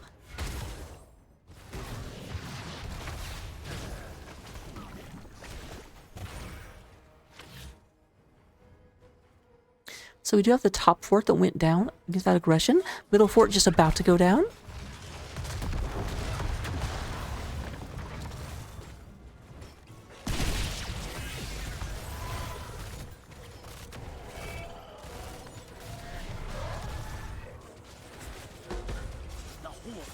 captured more of our troops. You know what to do.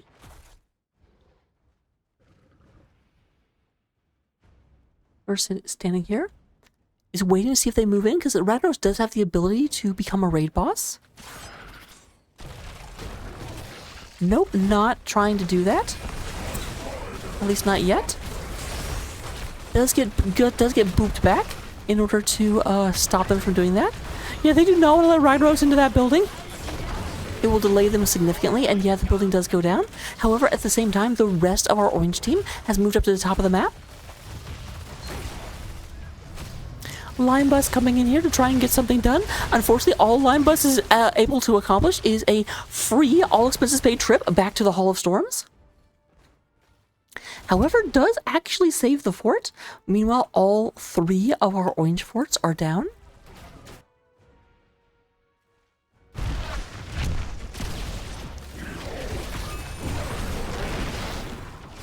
Ragnaros has occupied this area, though.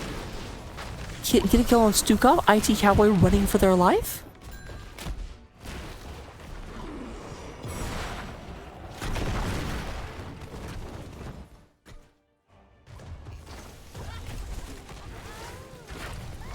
Junkrat is so oppressive. Like, you just don't get to channel when Junkrat's in the area, and he has so many grenades.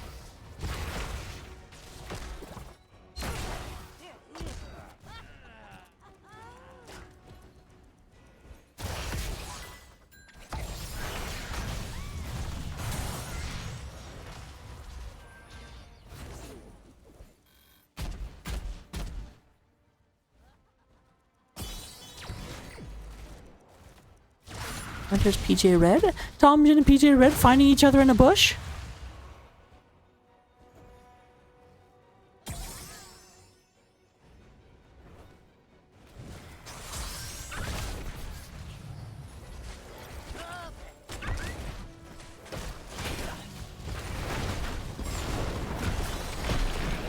If I ever take over this game, I'm doing something like, I'm sorry, Junkrat just gets to stall forever for free. He can stop the entire enemy team from getting this objective by himself from the safety of a fort. Although, a little less safe now, I think. So many low health bars going on. Stukov is spreading healing pathogen throughout the blue team.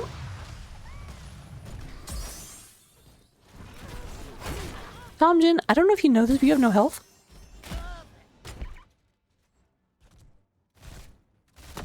Meanwhile, Jimmy Ray is building the top lane. Says, you know what? Here is the advantage of this, because Jimmy Ray is basically like, Junkrat can't leave that area. Okay, Junkrat left that area. Because someone just runs there and takes it. Now, there is still this trap, so they'll know what's happening.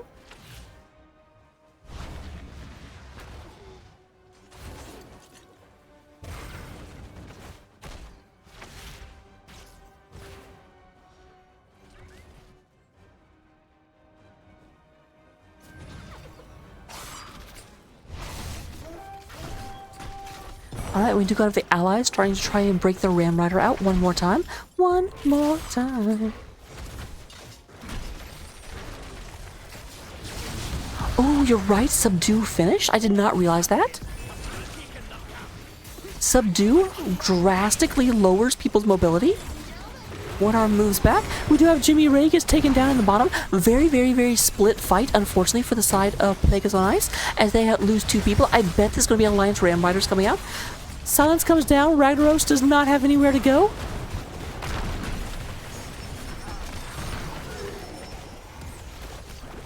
And that is what we call a 5-man team wipe.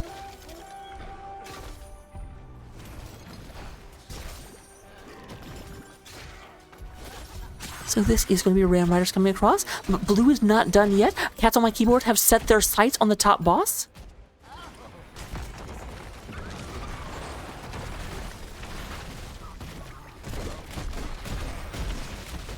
I know it's IT Cowboy, but there's a part of my brain that always wants to be an IT Cowboy. It's like an IT girl, but you know, in the Old West.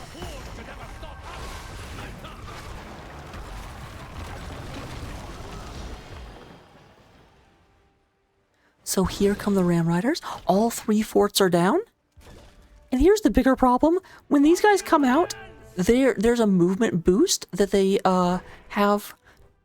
So they kind of just push along this one, so you end up with just very, very massive waves in all 3 lanes. They just help this one catch up to the one before it.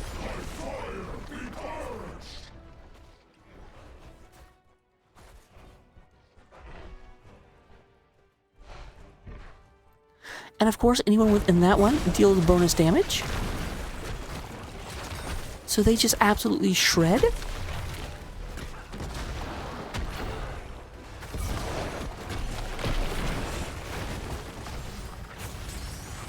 Boss coming in here, getting this knocked down.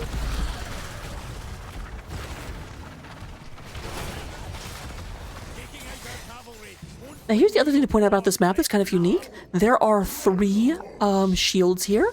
The shields reduce damage by 20% unless all 3 of them are up, in which case you can see the boss is invulnerable. But that does mean just getting through one lane puts you against a boss that takes 40% less damage. And it can be very, very, very difficult. The other thing is because the boss is a dude, he actually will heal. If you're not constantly doing damage to him, he will go ahead and heal back up. So you've got to finish it in one blow. You got to channel One Punch Man and get this taken care of. Oh, but there's the stun coming out. Stun's coming out. I'm sorry to say, Rainer is not okay.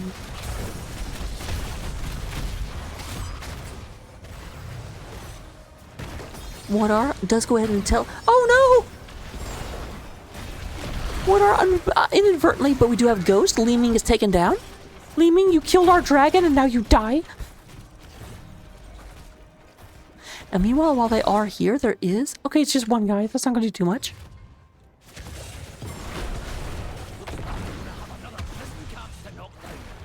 So prison camp's coming up in 30 seconds. Here's the thing. Li Ming is not back for 42. So Brightwing will be back right after the prison camp comes up.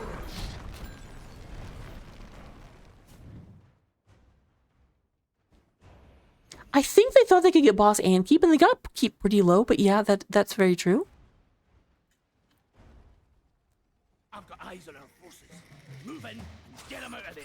Oh, this is dangerous, PJ Red, because you know 4 of them are up and Brightwing can teleport.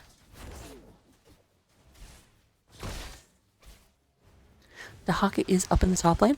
Up in the top lane. I am singing so much today, and I don't know why. I don't have a good excuse or a good reason. So this camp is much, much, much harder for Junkrat to be a jerk. A rat jerk. There is the Riptire coming out. Lots of damage coming through. Meanwhile, we do go down to Haka, but Haka burrows out.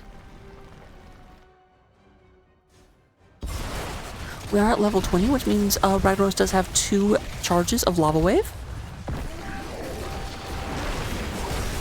Lots of damage. Oh, the Ragnaros damage. That is your raid boss, ladies and gentlemen. As Chromie goes ahead and secures another one. Lion Bus getting absolutely pelted by falling meteors.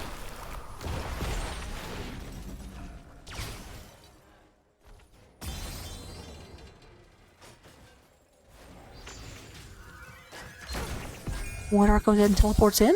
We still have Junkrat up. They're like, get out of here, you stupid rodent. I think they have had enough of Junkrat. And I do not blame them.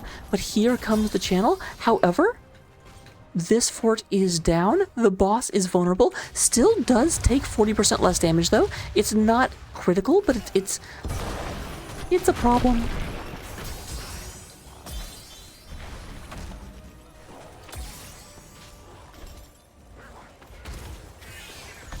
So yeah, 1 lava wave is up for Ragnaros. I don't know what the cooldown is on the other one. Normally, I think the cooldown is like 2 minutes, so you can get 1 out every minute, or you can go ahead and just push 2 lanes at the same time. And maybe what they want to do, if they do get this, assuming the second one is available, nope, they go ahead and say, get out of here, Dahaka. You don't have a lane to back you up. You're taking cannon fire to the gizzard?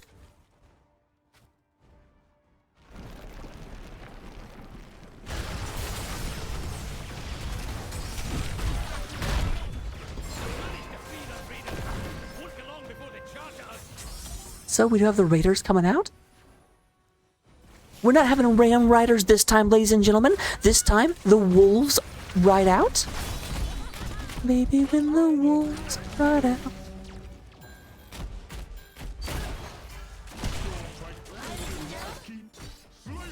That's interesting. This wolf rider came down to help. But Raynor does get taken out. There is a, no real risk to Tomjin. Dahaka comes up here to try and stop this from moving in.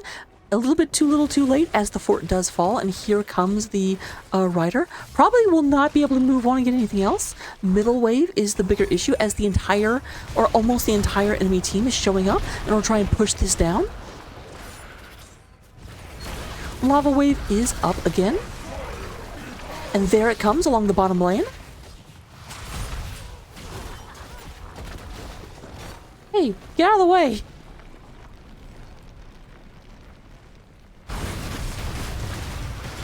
Lots of damage on the apple. We do go and have that meteor, or as the Haas community name it, the meatball. Rolling on through. And died with glory.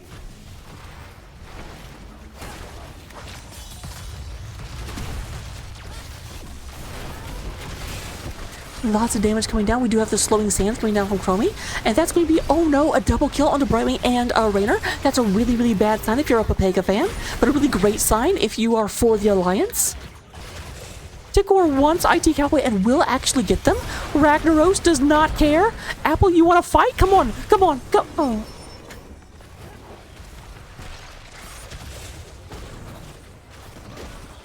That is 3 for 1. That's a little bit bad. The thing is, they should swing up and get top keep. I am not positive that even with 3 of them, they can get the boss down if the boss is taking 40% less damage. But all 3 forts are down on the side of Cats on my keyboard.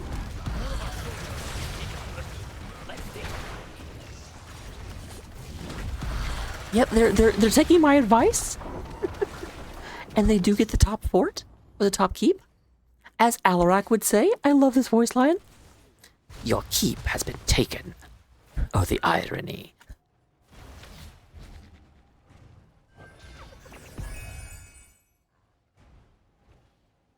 Doing that voice hurts my throat. I love doing the voice, but I also And take the fight to the horde. Oh, this is Danger Mouse. They are down a person. Ragnar's just now coming back up. Ragnar's going to go ahead and hit a lava wave into the middle. Yeah, Raynor did take execute orders, so Raynor comes back very, very, very quickly.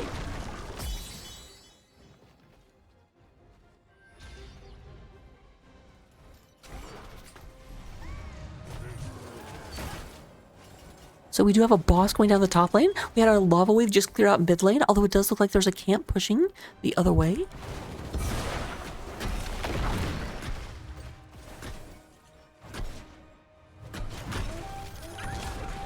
And they actually got around Junkrat. Junkrat was not able to delay infinitely because they pulled Junkrat back to try and actually fight the boss. This could be a fantastic moment because that is the biggest problem that Pepegas and us have had, is that dang Junkrat would not let them start the channel on this camp. Although obviously the fact that they've actually gotten the middle camp down means that Junkrat's not as safe as he used to be. This old rat, he's not as safe as he used to be. Not as safe as he used to be. Oh, they are trying to stop this from not being channeled. And yeah, once again, the Raynor ult just absolutely shelling the entire enemy team. It does eventually get stopped at 18 seconds to go.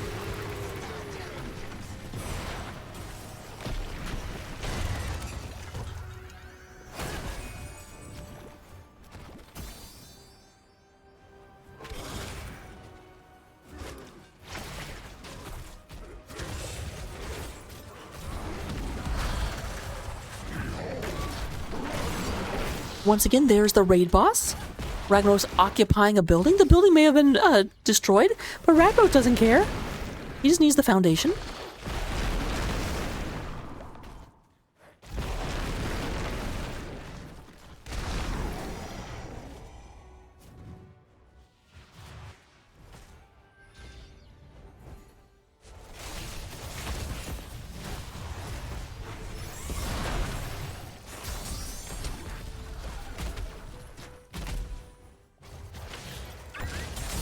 Oh my gosh, Raptor took so much damage from that. Yeah, guys, this is the problem. They are so entrenched down here that you kind of have to go down and fight them.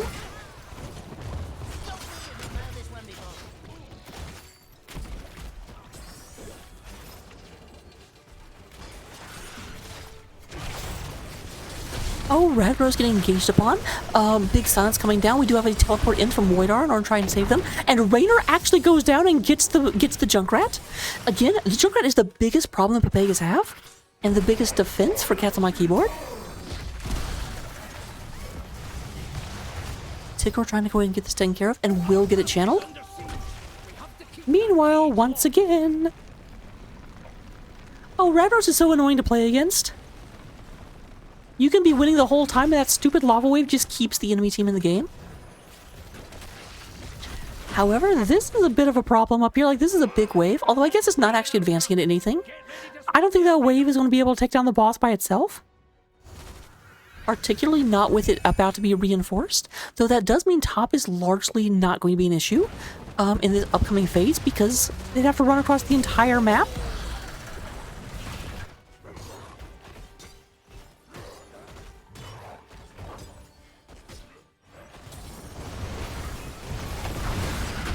And there goes Raynor. Raynor goes down, but Execute Order is going to get him back in 25 seconds. This will blunt the aggression coming from Pepegas on Ice. It's a great defensive opportunity for Cats on My Keyboard. Cats on My Keyboard very much trying to push this back. Their opponents can't move in, and so they can once again scramble on. They've been taking the bad end of a lot of these fights lately, but not all of them. And they definitely have their lead from the early game sustains, but there goes the middle keep.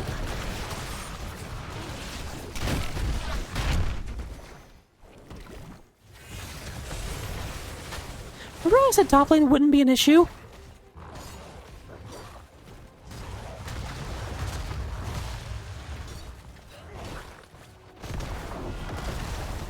So now we are basically even, and this is not very healthy, but both sides have 2 of their keeps down. Both bosses are potentially vulnerable. Bombgen, you can't solo Vandor Stormpike.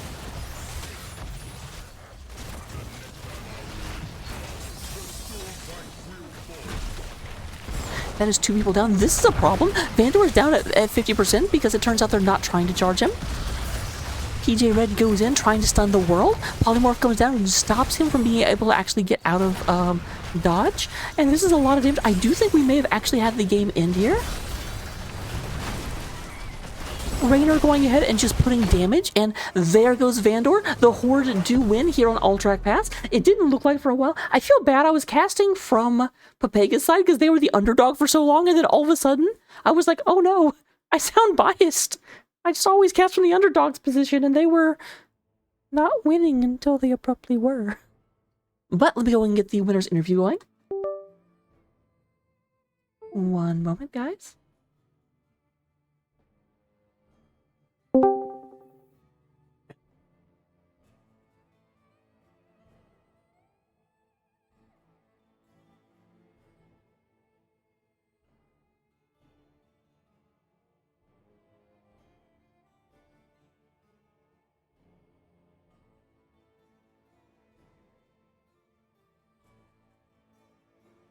All right.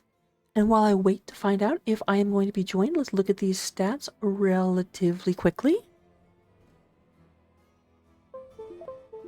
Of course, still.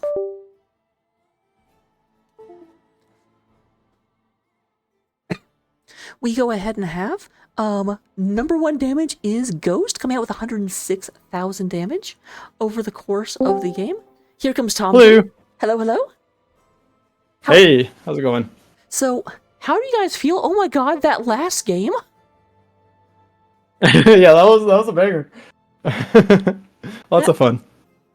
I said this in the cast, I felt a little bit bad because for the majority of the game, I was casting it kind of from your perspective because you were the underdog for most of that game, and I was like, oh, this is so frustrating. Oh, they're trying to find a way back, and then at the end I was like, I sound super biased because they ended up coming back and winning. Whoops. Hey, we're good friends, right? But Yeah, oh my goodness. So okay. So going back to the first game on Battlefield, you guys definitely like Battlefield, you had the you guys were the ones with Artanis, right? Yep, we had our tennis and Thrall into a pretty tanky front line. So I do have to say, like, Hoku was very, very, very happy with you all for actually taking Artanis. Hoku's been trying to find an Artanis game for all week. It was in the chat. Oh yeah, Hoku loves Artanis to death. Excellent. I'm glad we could be of service there. But yeah, definitely. It was interesting because it was the battle of Raynor versus Hoku in terms of being able to just try and like knock everything down. And I feel like both teams sort of like respected the other one because very, very often you guys would be defensive. What was your overall strategy? Like, when did you push and when did you wait for your opponents? Yeah, overall strategy was to play defensive and then let them mess up and just like walk into Thrall burst front to back because we have that percent damage option. And we also have blinds for the Raynor and so forth, and if they back off and play too defensive, we can just split Ling or Artanis off to race and defend as 4. So, yeah, just try and get the edge. It's the objective. Oh, absolutely. I feel like that was a little bit what tried to happen in Game 2, but at Game 2 it felt like they were really, really good at splitting you guys off, because, like, I kept seeing the battle would, like, split and become very, very vertical, and then I could not keep up with who was getting killed where. Yeah, I mean, it was probably me most of the time, gonna be honest. Yeah, it was, I do have one question, and this isn't necessarily a complaint, but it kind of felt like towards the end, you guys kept trying to have the Leoric go in and get the Entomb, and the enemy was super on top of it, and just, I swear they like sidestepped the Entomb about 60% of the time. And it always felt so bad, because right after they sidestepped the Entomb, then all of a sudden Stay a While would land on like 3 of them, and I'm like, switch! Yeah, poor T-Core. He was going doing that after the game. I mean, I know he's got a solid Leoric, so Oh I yeah, don't, absolutely. Fault him for it too much. It's not T-Core's fault. It was that I just felt like cats on my keyboard very much were like, this is their strategy, be aware of it. And obviously strategies work way worse when the enemy knows what you're about to do. Indeed. And then, of course, the full reversal into game number 3. Now, Joe Zell in chat does say the biggest reason you guys won is because you had 2 dragons. Dragons are OP. We were banning Alex every game, you know. Alright, I guess we didn't have to in game 3, but we were gonna ban a third ban if they didn't take the Sook off, so. Oh no, you had 2 in game 3. You had Brightwing and Chromie. Yeah, we would have banned the Alex, so they wouldn't get one on their side. I guess that makes sense. We do consider Dahaka an honorary dragon because we don't know what the hell he is. And he kind of looks like one. Dino Dragon, you know, they're both almost the same thing. Dragons are just dinosaurs with wings. Pretty much, yeah. I can behind that. So, biggest thing I would say is that it very much felt like early game in game 3, you guys had such a difficult time with the Anubarak stun into just follow up for days. And also, how much do you want Junkrat to not be in the game right now? Yeah, I mean, Junkrat's really annoying there.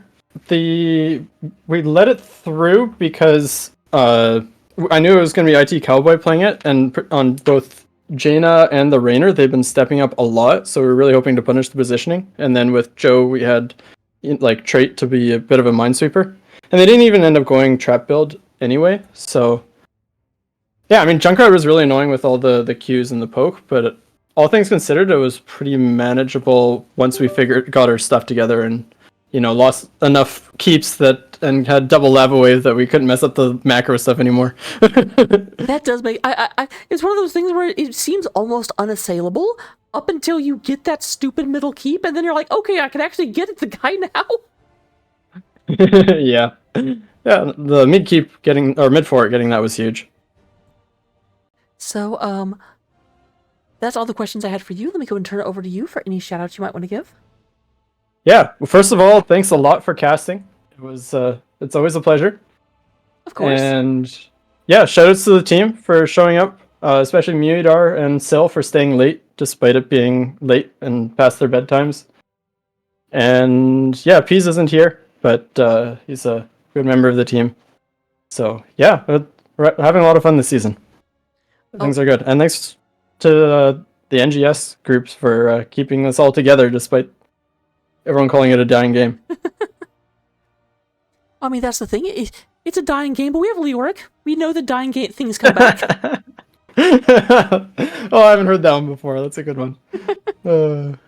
But I will let you go have the after party. Congratulations once again, and I'll look forward to seeing you in future weeks. You bet. See you around. See you around. All right, and with that being said, we'll go ahead and raid over to Tokibi. I hope Tokibi still has a game going on. They started an hour after us, but we had a 3-game series, so they might be finishing up. We'll just have to find out. I don't know.